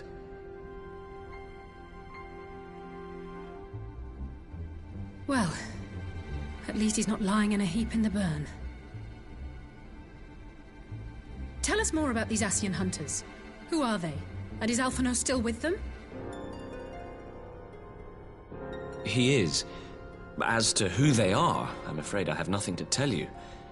Beyond the fact that they root out and destroy Ascians, they were unwilling to divulge anything which might serve to identify them. They would not even reveal their next destination. But Master Alphino asked to accompany them all the same. Since parting company with your brother, we've been engaged in a game of cat and mouse with the Emperor's Guard.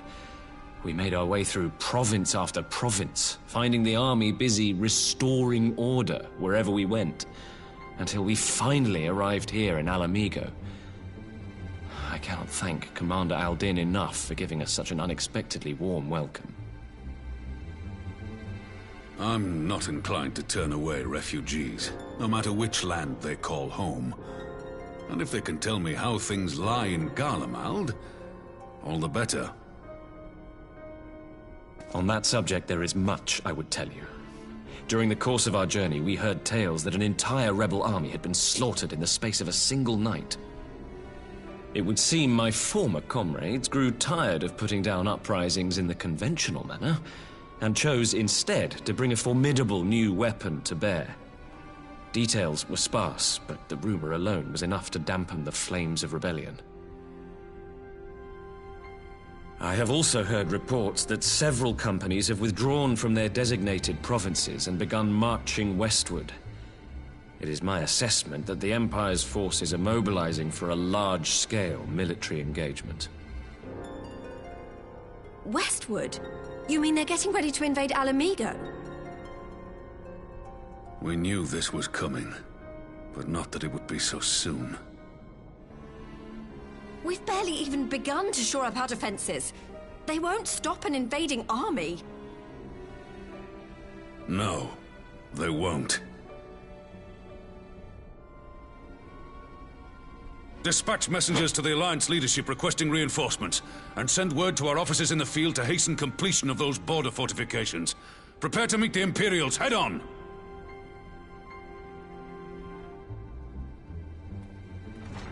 No matter how quickly we act, we still want for time. When the enemy comes into view, our best recourse will be to open negotiations with their commander, and see that the ensuing proceedings take as long as possible. Would you and Alize head to Doma and let Lord Hien know about this? I'm sure he'll want to hear about Alphino too. Consider it done. We'll send word when...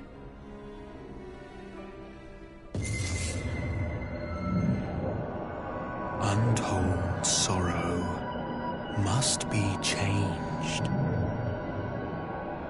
Ahead looms a calamity. Eon become instant. Throw wide the gates.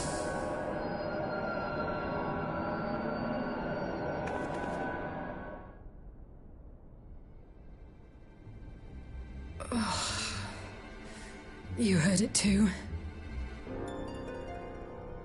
Well, at least we're both still standing. Oh, thank the gods. I thought we'd lost you for a moment there. Why does this keep happening? I wish I knew. Nothing we've tried has brought us any closer to an answer. We'll keep working on it. But first, we need to go and see Lord Hien.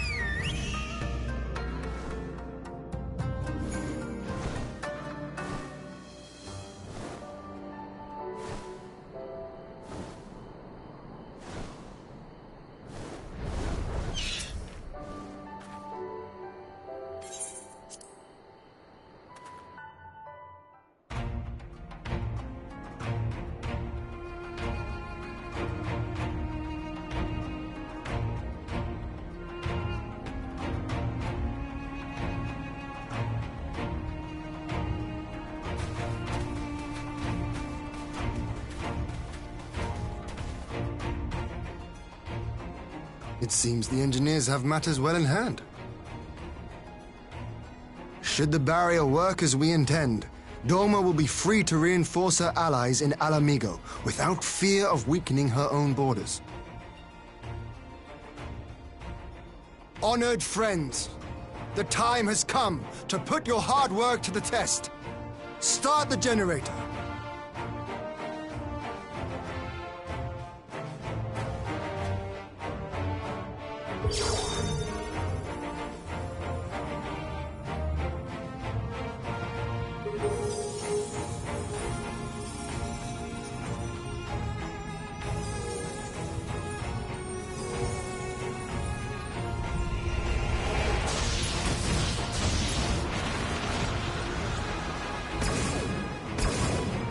Node 1 is operational. Nodes 2 to 8 are reporting similar energy levels. The barrier is forming.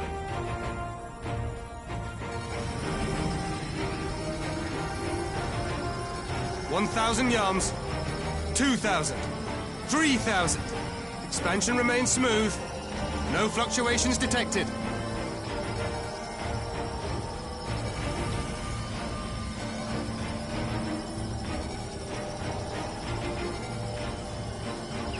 $4,000, 5,000. Target altitude reached. The barrier is holding steady at 5,000 yards. We've done it.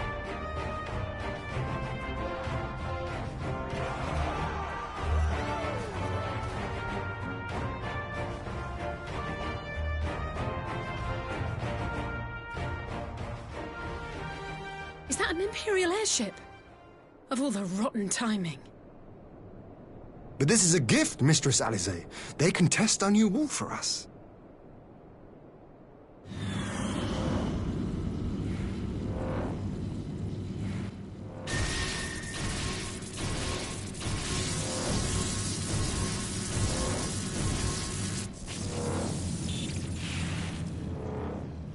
Seems solid enough, though I was hoping for a fireball.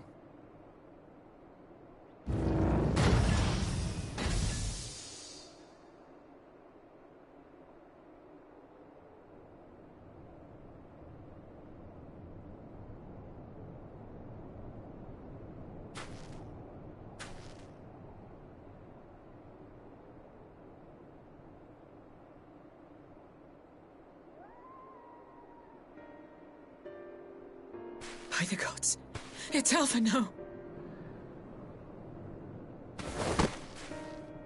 What are you? Let me go! He has my brother! Lower the barrier!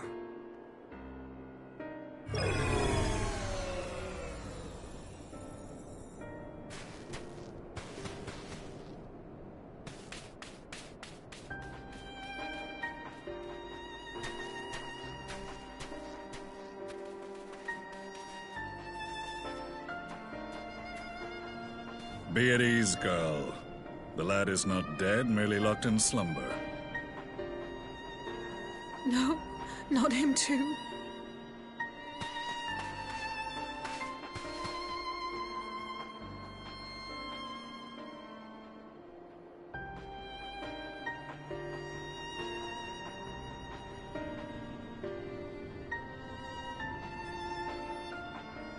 We could identify no cause and found no remedy. Thus I sought to return him to Doma, and into the arms of Lord Hien himself, it would seem. It is a day for fated reunions. Would you not agree, adventurer? Or should I address you as the Warrior of Light?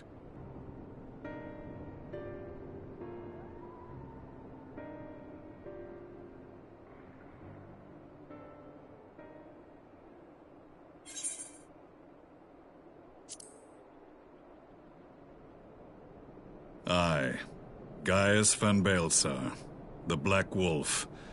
That was the title I was given, one I have long since relinquished.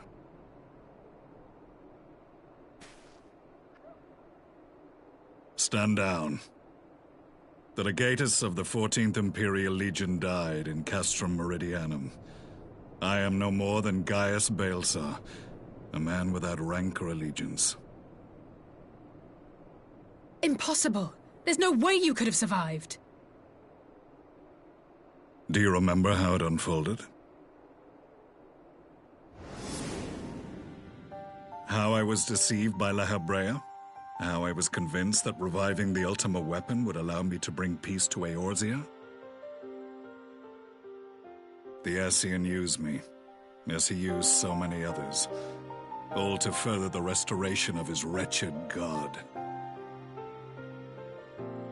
Yet even with the might of Alec at my command, you bested me. And as the Praetorium went up in flames, I was content to burn along with it. For a moment, at least. A moment of folly. To surrender my life thus would have been to betray all who died for my cause. It was for them that I dragged myself free of the rubble, and swore vengeance on the Ascians.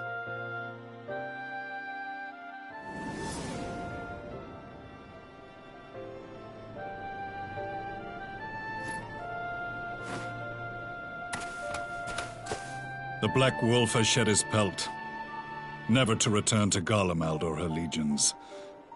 I live now only to exact revenge.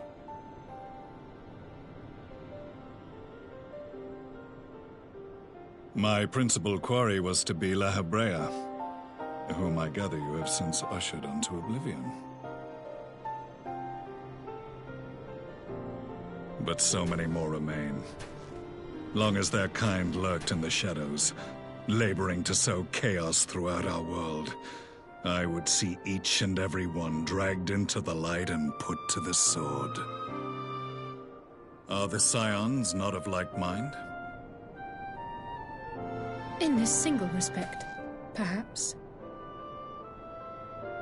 Then I shall continue the partnership the boy began, and share what intelligence I have acquired. Among the Ascians, the Black-Masked Ilk are subordinate to those who wear red. This you already know. Yet among the Red there exists a hierarchy. Those set adrift with the shards clearly stand below those still joined to the source. Nabriales, who once dared to intrude upon the Rising Stones, belonged to the former group. And while he was indeed a dangerous foe, his powers were inconsequential next to the paragons of the Source. The first was La Habrea, who plagues us no more, There is also the white-robed Elidibus, and the elusive Emmet Selk, about whom little is known. We have files on La Habrea and Elidibus, but I believe this Emmet Selk is new to us? As I assume my brother told you, we have evidence to suggest that an Ascian now walks in the body of the Crown Prince. Have you identified this interloper? Elidibus seems the most likely culprit. As emissary, it is his role to maintain the equilibrium between darkness and light. Your many deeds in Hydaelyn's name have upset the balance, and I believe he seeks to restore it by throwing his considerable power behind the Empire. As a leader of the Ascians, he is one of our primary targets. It was on the trail of this very prey that the boy and I came across the scene of a failed uprising. In the absence of a single Garlean casualty, we inspected the bodies of the rebels, and the lack of any external injury drew my immediate attention. They had been slain by Black Rose, an alchemical invention of the Imperial Army. When I yet served as legatus, I ordered its production halted, and all stockpiles destroyed. Toxic gas is not a tool of conquest, but of extermination. Toxic gas? This must be the new weapon Maxima warned us about. Something deadly enough to sweep away all resistance in a matter of hours. Gods. You don't think they're planning to use this in Alamigo, do you? Put your fears to rest. We infiltrated the production facility and destroyed all existing stores of the chemical along with the plant itself. Even should they rebuild the operation, they will not soon manufacture another batch. Regardless, I would draw your attention to a directive we discovered in the plant's records. The document was marked with a recent date and authorized with the signature of one Zeno Galvas.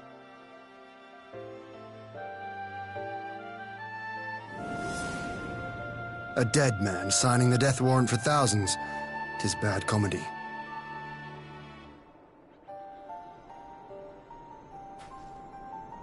But the tale does not end there.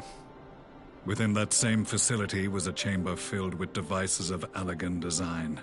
Cloning technology, we realized. And what should we find in each and every incubator? But a young Emperor Solus.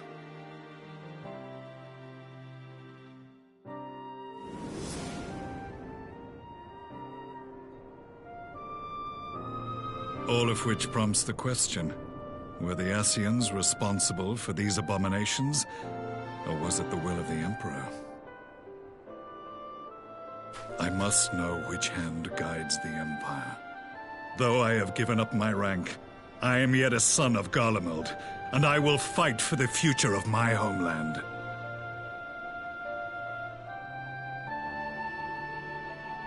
It is time I return to the hunting of shadows. We should focus on our common foe. To reopen old quarrels now would serve no purpose. You saved my brother's life, so I'm willing to let sleeping dogs lie.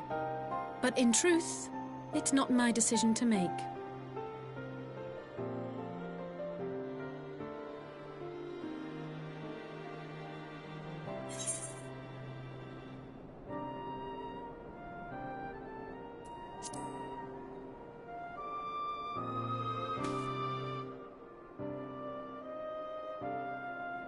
There was a time when I scorned those who placed their faith in false gods, even as I, in my blinkered conviction, place mine in Ascian promises. Unlike yours, my strength of will and my restraint was found wanting. We shall meet again, warrior of light.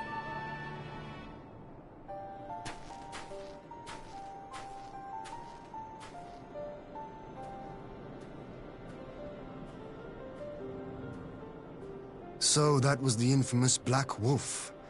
An unexpected ally, to say the least.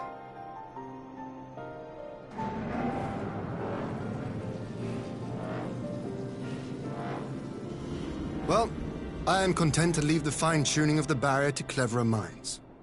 Let us bid our friends from the Ironworks farewell, and see what can be done for Alphino back in Doma.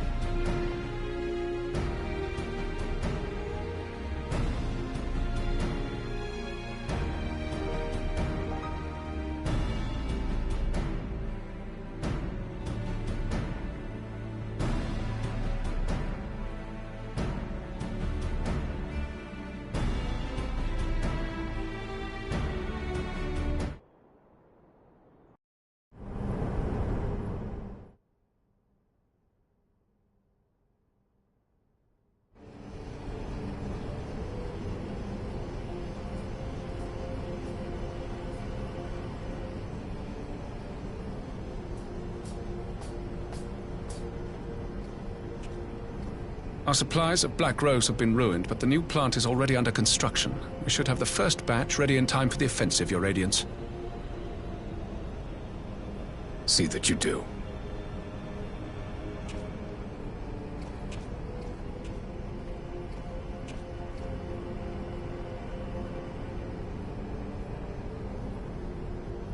Ah, yes, the infamous Black Rose. If I recall correctly, Gaius did not much care for the invention.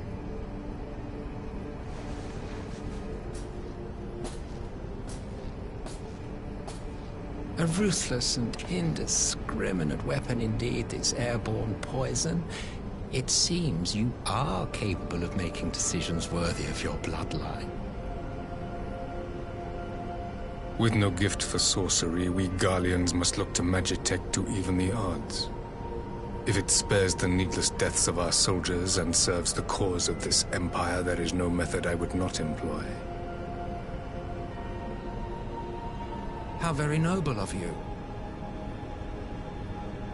Truly, though, I must commend you for embracing your role as Emperor. You play the part of the determined ruler well. Sometimes even I catch myself believing.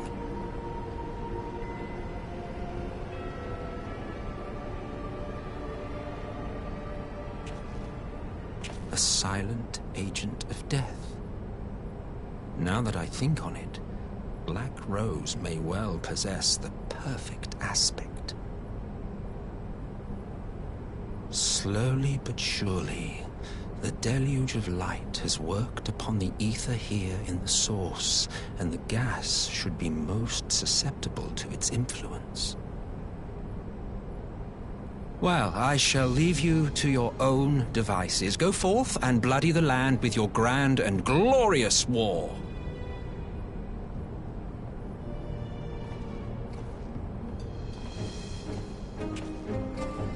While you do what, precisely?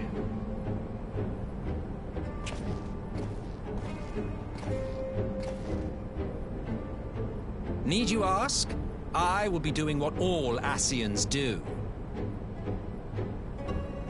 I am well aware that your kind exists only to usher in the next calamity. But you seem oblivious to the harm your singular agenda causes to the Empire.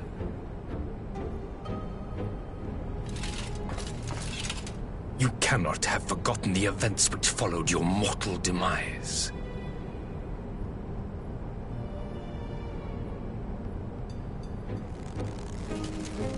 Our homeland was plunged into civil war for your failure to name a successor.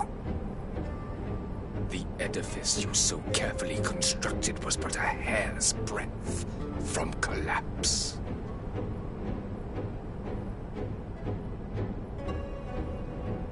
Are you truly so naive? You thought me oblivious to the consequences of a departure so painstakingly timed? It was by design? Well, of course it was. Though I will admit the resulting panic exceeded even my wildest expectations. But how can you be surprised? Throwing the world into disarray was the very purpose for which this nation was, as you say, so carefully constructed.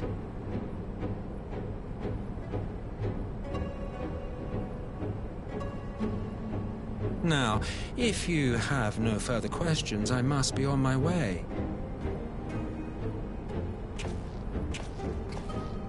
Since we may not meet again in this lifetime, it would be remiss of me not to offer a word or two of gratitude. I really must thank you for this surplus of vessels. I can mold any host into my own image, but having bodies tailor-made for me in this fashion is so much less tiresome. You dabbled in elegant cloning techniques, yes? It certainly is a compelling, not to mention entertaining, field of research. And of all the options available, you chose the Founding Father on whom to experiment. You have a twisted streak to you, Varus, like grandsire, like grandson, hey?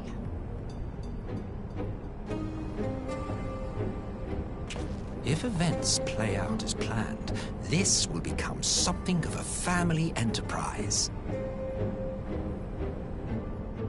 You will be the capstone of this world, I the anchor and shard, and together we will give the lie to this star's fraudulent existence.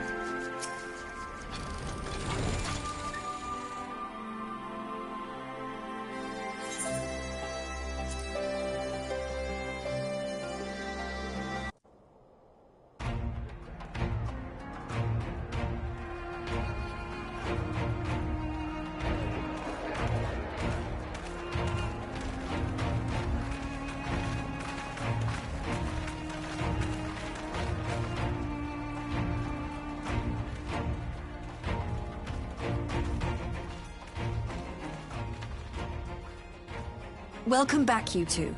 Greetings, Lord Hien. Glad you could join us. Glad to be here.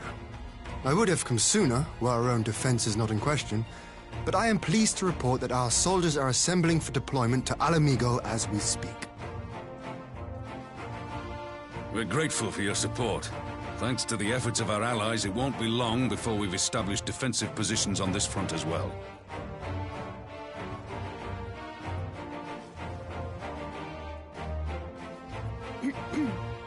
We have some good news too.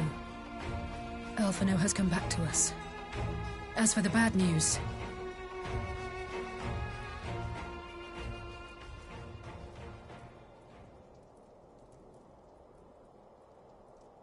So, Alphino won't wake up, Gaius van Baelsar is alive and hunting Ascians, and the Empire is planning to poison us all with toxic gas. Does that sound about right? Ordinarily, any one of those things would have left me in shock. But the way things have been lately, it's all starting to seem pretty normal. Getting back to your report, are we sure this Black Rose is the weapon Maxima was talking about? It fits the description. And it seems we have Alphino to thank for sparing us an early demonstration of its effectiveness. I have a feeling this won't be the last time his bravery in the Empire will serve us here in Eorzea. The threat of an unknown weapon has had us all on edge. But now that we know what we're dealing with, we can take steps to defend against it. As for Gaius, I'm not sure what to think. Am I happy he's alive? Not in the slightest. Am I happy he's hunting Ascians? Aye, I'd have to say I am. Oh, speaking of Garleans you didn't expect to see, we have a tale of our own, as it happens. When we sent envoys to the Imperial Army to request talks, they returned with the message that Varys Zos Galvus would be attending.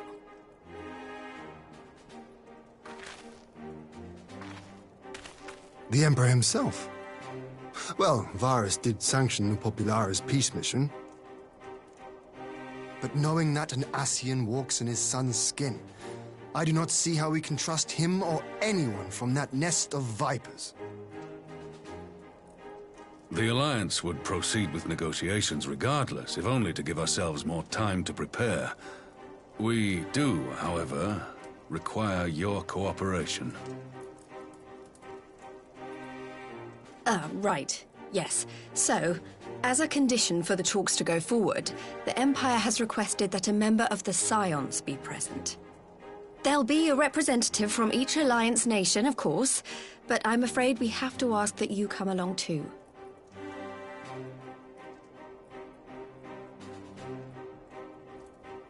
Gods, Lise, you know how much I hate politics. But then, what choice do I have? Alphino and the others aren't going to do it. Very well. I shall attend as the Scion's representative.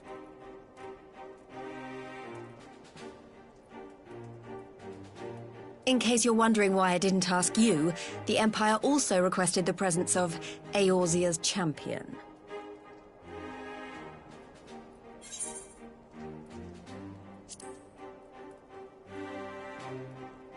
That's settled then. We don't know what Varys means to bring to the table, or why he wants you there, but having you close at hand will make all the difference.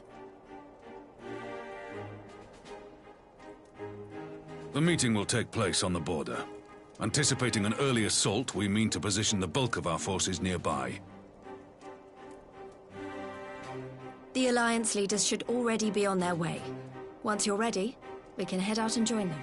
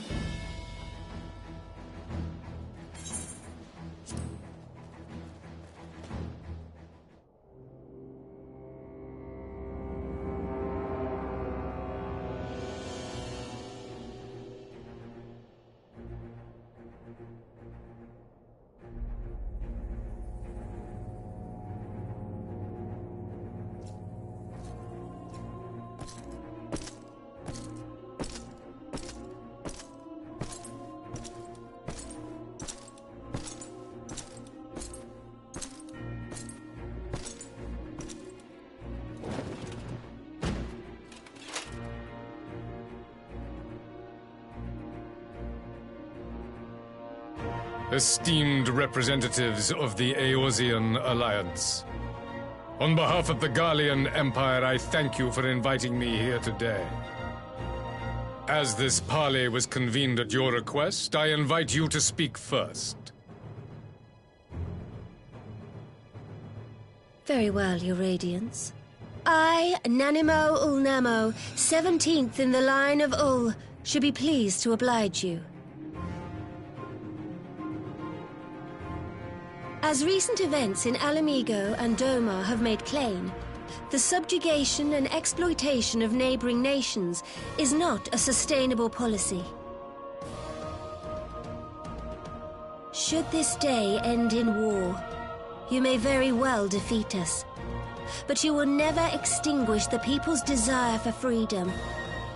Though it may not be in our lifetime, there will be another revolution, another war, and the cycle will continue. Doma has entered into a concord with the nations of Eorzea, a partnership wherein we recognize one another as equals.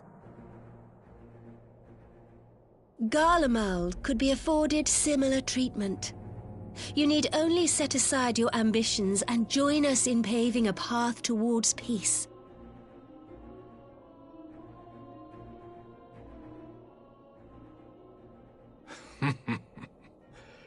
You will not win me over with sophistry, Your Grace. As you know only too well, this alliance lacks the strength to keep the peace within its own borders. Even now, your struggles with the Beastmen continue unabated. Divided, you sow this fertile soil with the seeds of your differences and reap naught but discord and chaos for your trouble. Eorzea must be united under one leader, one purpose. I would offer you both and bring an end to your strife.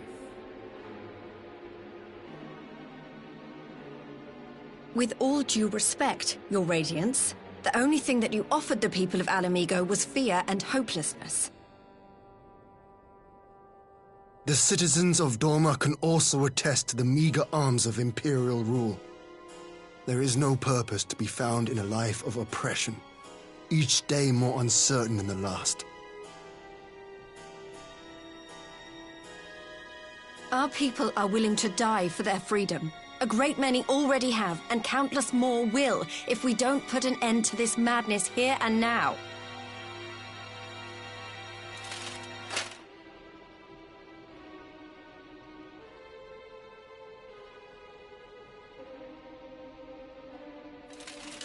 We brought order and stability to your lives. This madness and bloodshed is of your own making. You broke the peace, not Garlemald.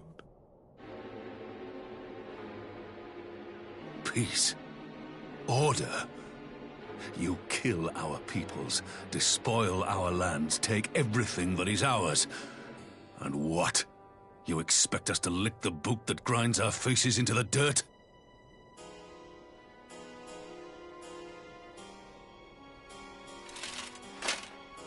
I expect you to weigh the costs. To recognize that countless lives have been lost on both sides in pursuit of a greater good, and to not squander all we have achieved in a fit of petulance.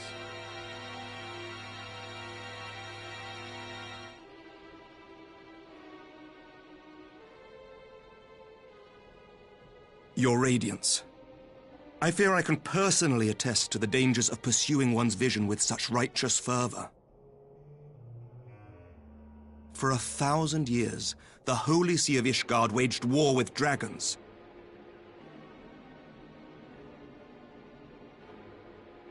A 1,000 years of sacrifice, of sorrow and hate, in which we bathed in the blood of friend and foe alike.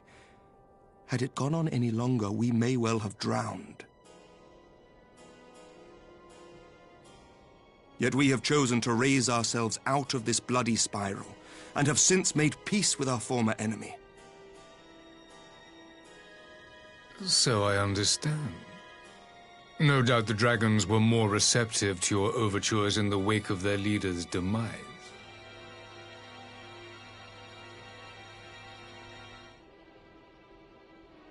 You speak of peace, yet use war to achieve it. Your father would not have bothered to obscure his intent with honeyed words. He understood that strength is all that matters in the end.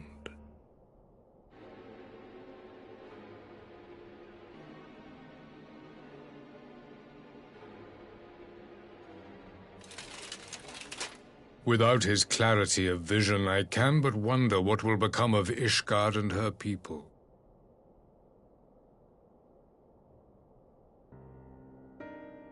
There was a time when Garlemald too lacked a leader of conviction. Weak and unable to wield magic, we were at the mercy of the strong from whom we sought refuge in the bitter cold of the north.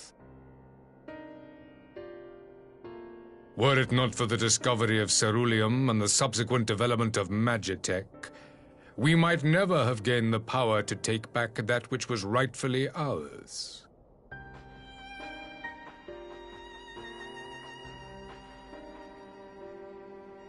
You speak as if your people were the first to have been driven from their homes. Limsa Lominsa was built by wayward souls in search of a place to call their own. On the shores of Vilbrand we found it, and from those humble beginnings did we grow and flourish. And all without robbing our neighbors of their liberty.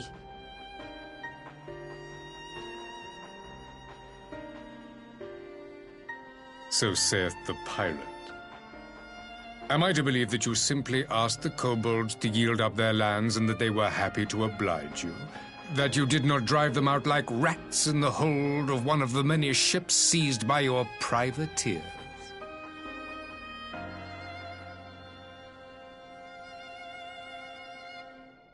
I will concede that after centuries of exile, reclamation may be mistaken for invasion. Nevertheless, it is not. And those who till stolen soil have no right to object when cast out in turn.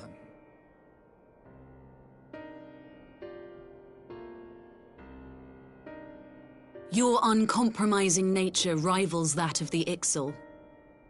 They too lament circumstances which they themselves perpetuate. Were they but to embrace peace, we would welcome them with open arms. Indeed, some few have done just that, and now receive of the Twelve's Wood's bounty. Would that your people might learn from their example.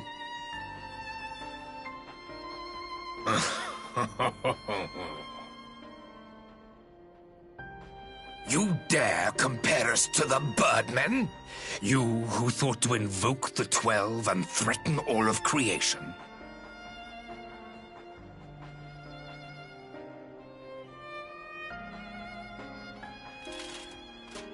I came here in the hope of finding some speck of common ground, but I see now these discussions will accomplish nothing. Despite what you people may believe, I am not wont to choose the sword over the olive branch. 'Tis but a pity men are loath to accept one without first being shown the other.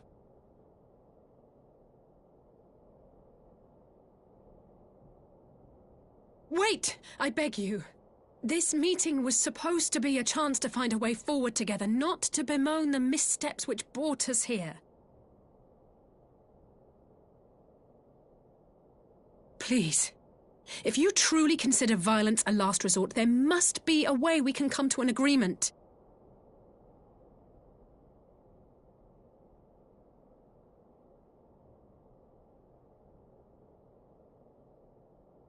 As Mistress Alisaie says, we did not come here to bicker over the past, but to discuss how we might strive towards a brighter future. Emperor Varys, may I suggest a short recess, that all present might compose themselves prior to beginning anew?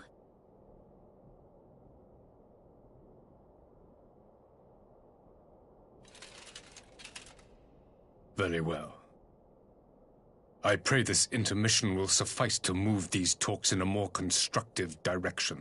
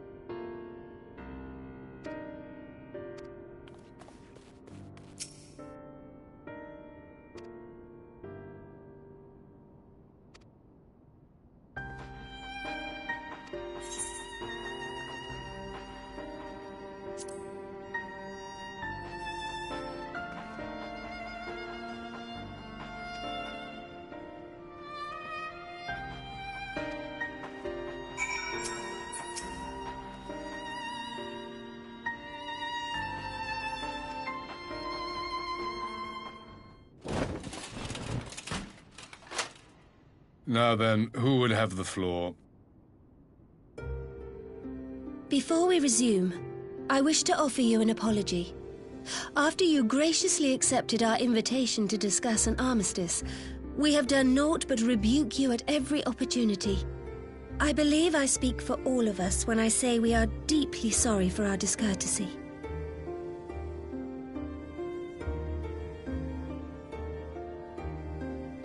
I'll admit your familiarity with our affairs surprised me, and served to remind me how little I know of yours. I think all here can understand the desire to reclaim one's homeland. But why expand further? That is my question. If I may, the answer can be found in the Imperial doctrine they took great pains to impart to my people. Recognizing the threat icons posed to the world, Solus Zos Galvus decreed that they were to be eradicated. To this end, he began a campaign to unite all lands under the Garlean banner. Or so we were taught. Yet the Emperor only reached the burn, the Baron said to have been laid waste by icons, after conquering all the lands that lay between. What is more, I am quite certain the practice of summoning was not nearly so widespread in the days before the Empire's founding. When you put it like that, it all starts to sound like an excuse, doesn't it? But to distract from what? Why are you really waging this war?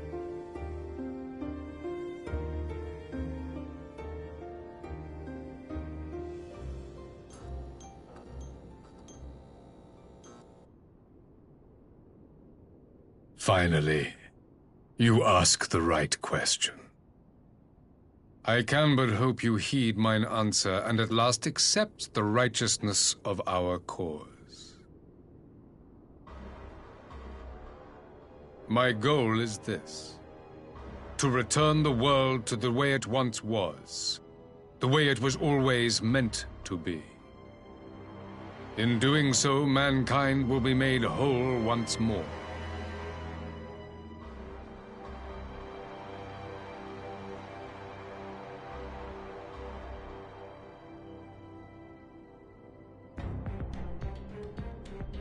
No longer will we suffer from the dissension born of our differences. There will be but one race, a perfect race, as we were when time began. What in Rhalga's name are you talking about? I am talking about the origins of the star, of the source and its 13 reflections. At the instant of the great sundering, 'twas not only the world that was shattered, but mankind itself. Thus were we divided into myriad races, each with its own unique imperfections. That is why man looks upon his neighbor and feels fear and hatred, why he wages war, why he kills his brother. You all in your own way have proven as much today. The peace you seek is but a fleeting solution to a fundamental problem. One which calls for more drastic measures. To bring about everlasting peace, our worlds must be rejoined.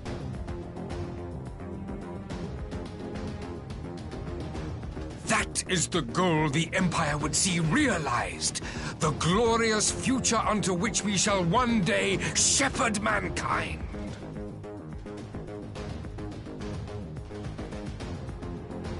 A rejoining of worlds. I have heard this tale of the Source and its reflections before. Are these not the self-same desires as the Ascians? Emperor Varys, do not trust in their words. They will lead you to your doom. My father thought to use them, but in the end he succumbed to their temptations. He embraced summoning like so many other pawns before him. Do not tell us you mean to do the same.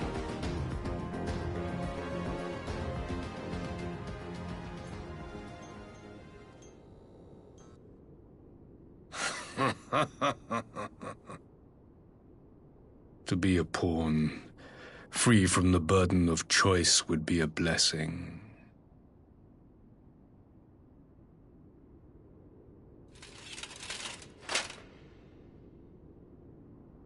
But I forswore that privilege the day I learned that the Garlean Empire was built by the hand of an Ascian. What?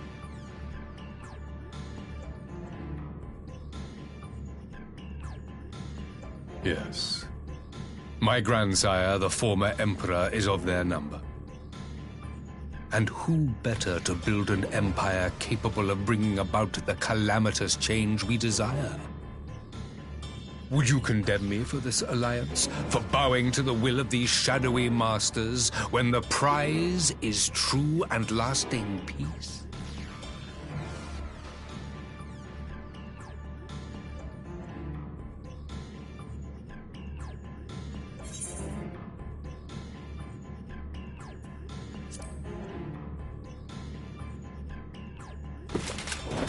I come not to conquer, but to liberate.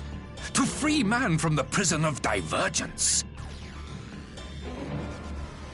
Imagine a world united. One perfect race beneath a single standard. An army before whose might these servants of darkness and light would fly as leaves in a storm, never again to meddle in man's affairs.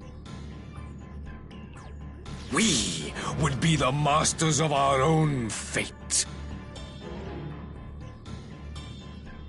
I bid you join me, not as subjects of Garlemald, but of a new nation.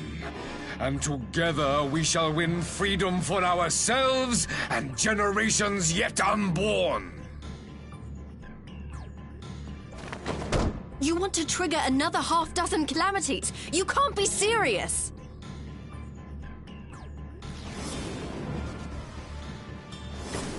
Have you forgotten how many died? There will be no one left! Do you truly imagine we would aid you in your bloodletting? It is unthinkable! Unconscionable!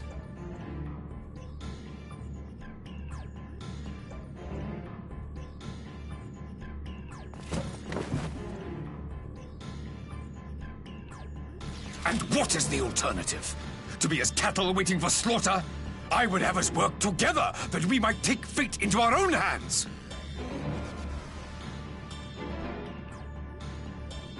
Into your hands, perhaps.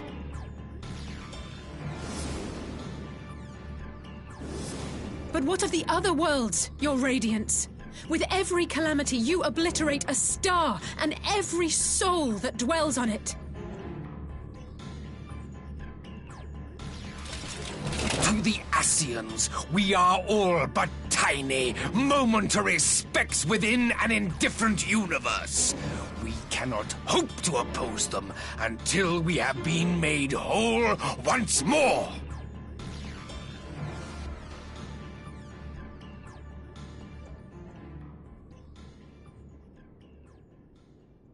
Are these truly the words of Garlemald's ruler? The flaws and foibles which you so abhor are what make us who we are. Every nation, even yours, Emperor Varys, is made whole through the combination of these imperfections, the strengths of one compensating for the weaknesses of another. While it is true that man succumbs all too often to anger and avarice, he may yet overcome his baser instincts through the forming of bonds with others, fostering community and cooperation. That the protector of an empire should not only reject these fundamental truths, but seek to change them at so dear a cost to life is indefensible. Such a man is not fit to govern.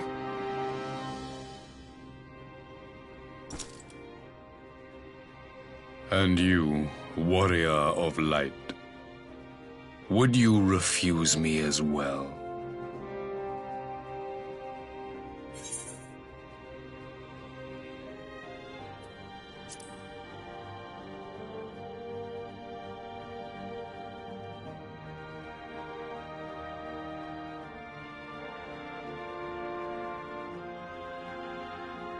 It would seem the Alliance is of one mind on this matter.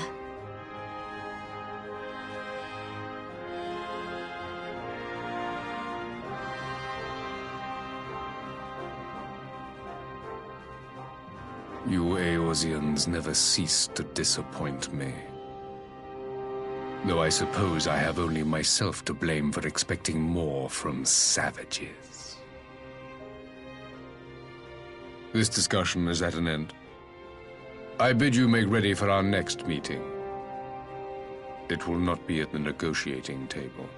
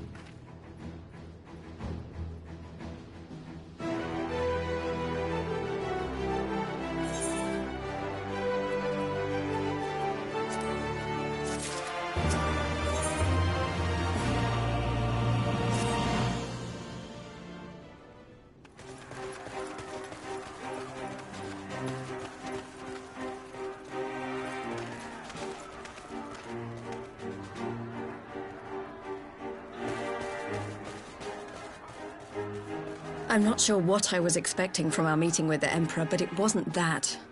Still, at least we know now what he's really after. Aye, a future built on a mountain of bodies. I too want the Ascians dead, but not at any cost. The last of the reinforcements from Doma arrived not long ago. I pray it will be enough. Given the Emperor's stated goal, this is a battle we can ill afford to lose.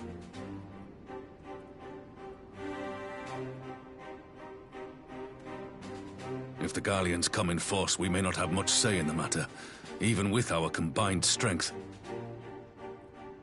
We knew from the first that the odds would be against us. But if there is even the slightest chance of victory, we must do everything in our power to seize it.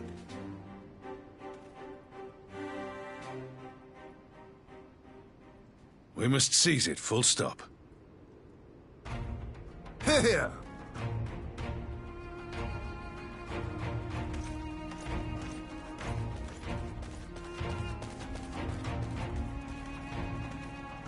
The two of you are to join an irregular unit and support the main host.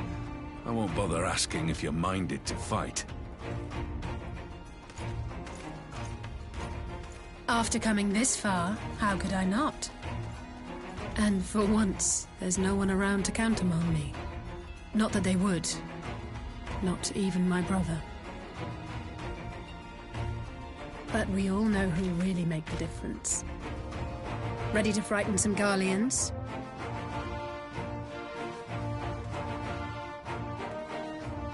Wouldn't want to be on their side. Might I ask you to accompany the Dorman contingent? They are strangers here, and your presence would do much to raise their spirits.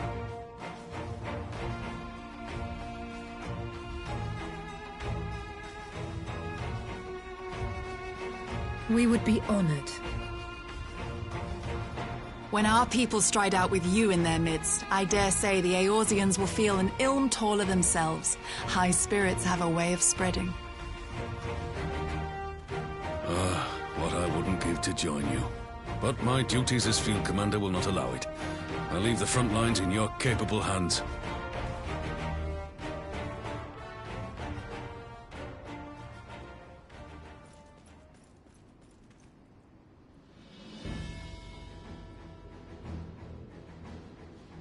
Comrades, ready your arms. The hour of battle has come. May the crystal guide us to victory!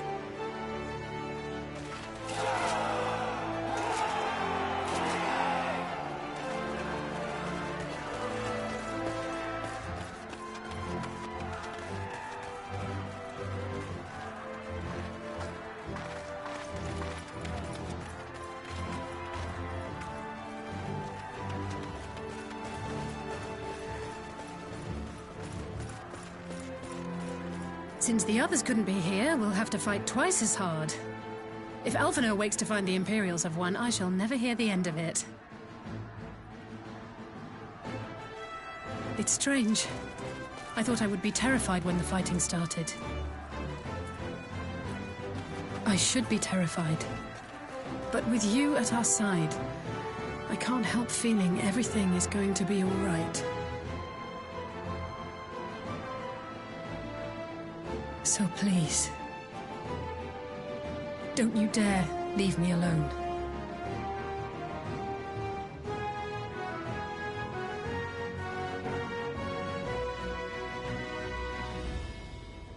No matter what happens, we have to survive together.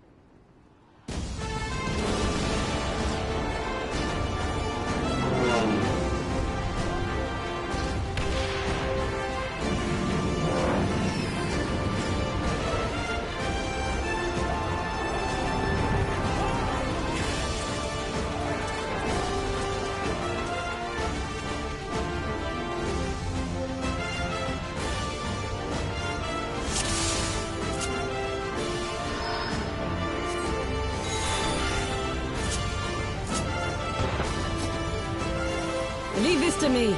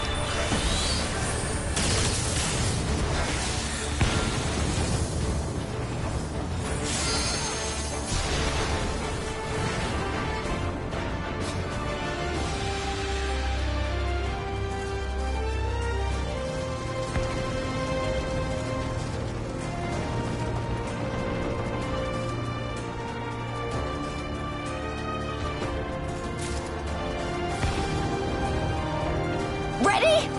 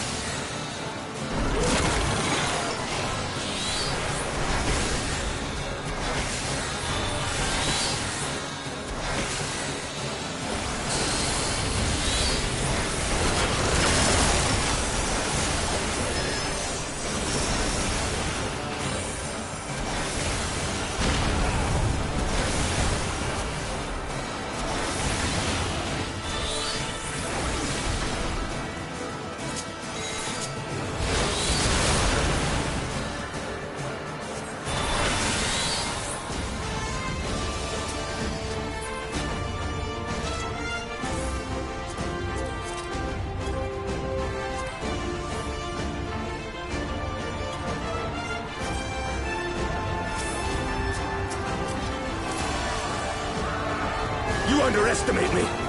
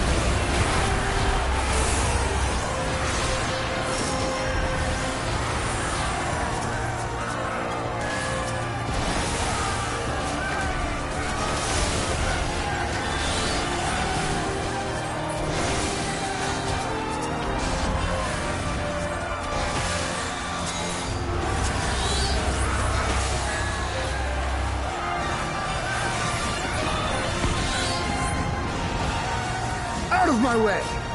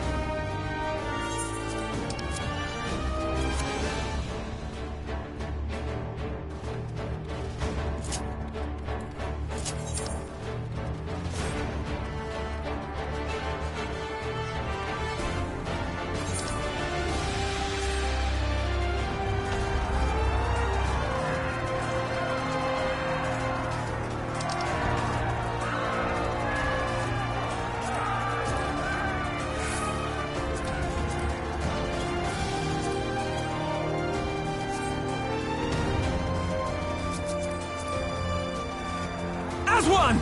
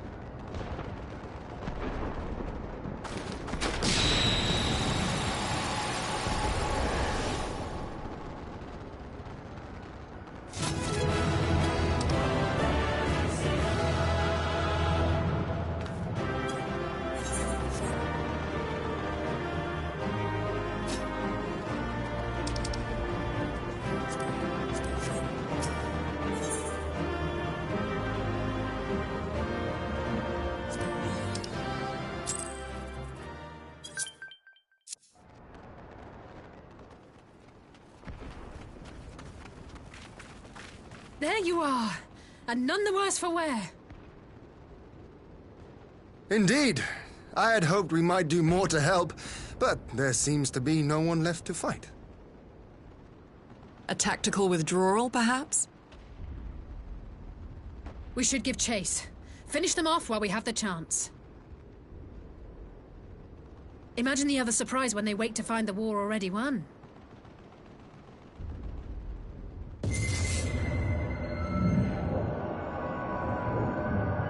The light will expunge all life.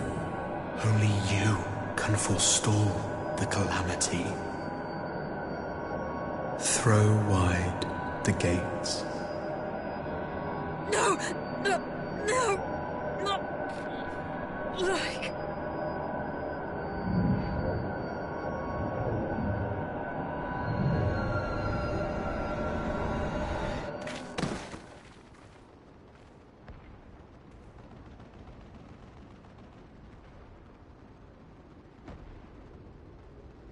Oh no. Don't tell me. Are you all right?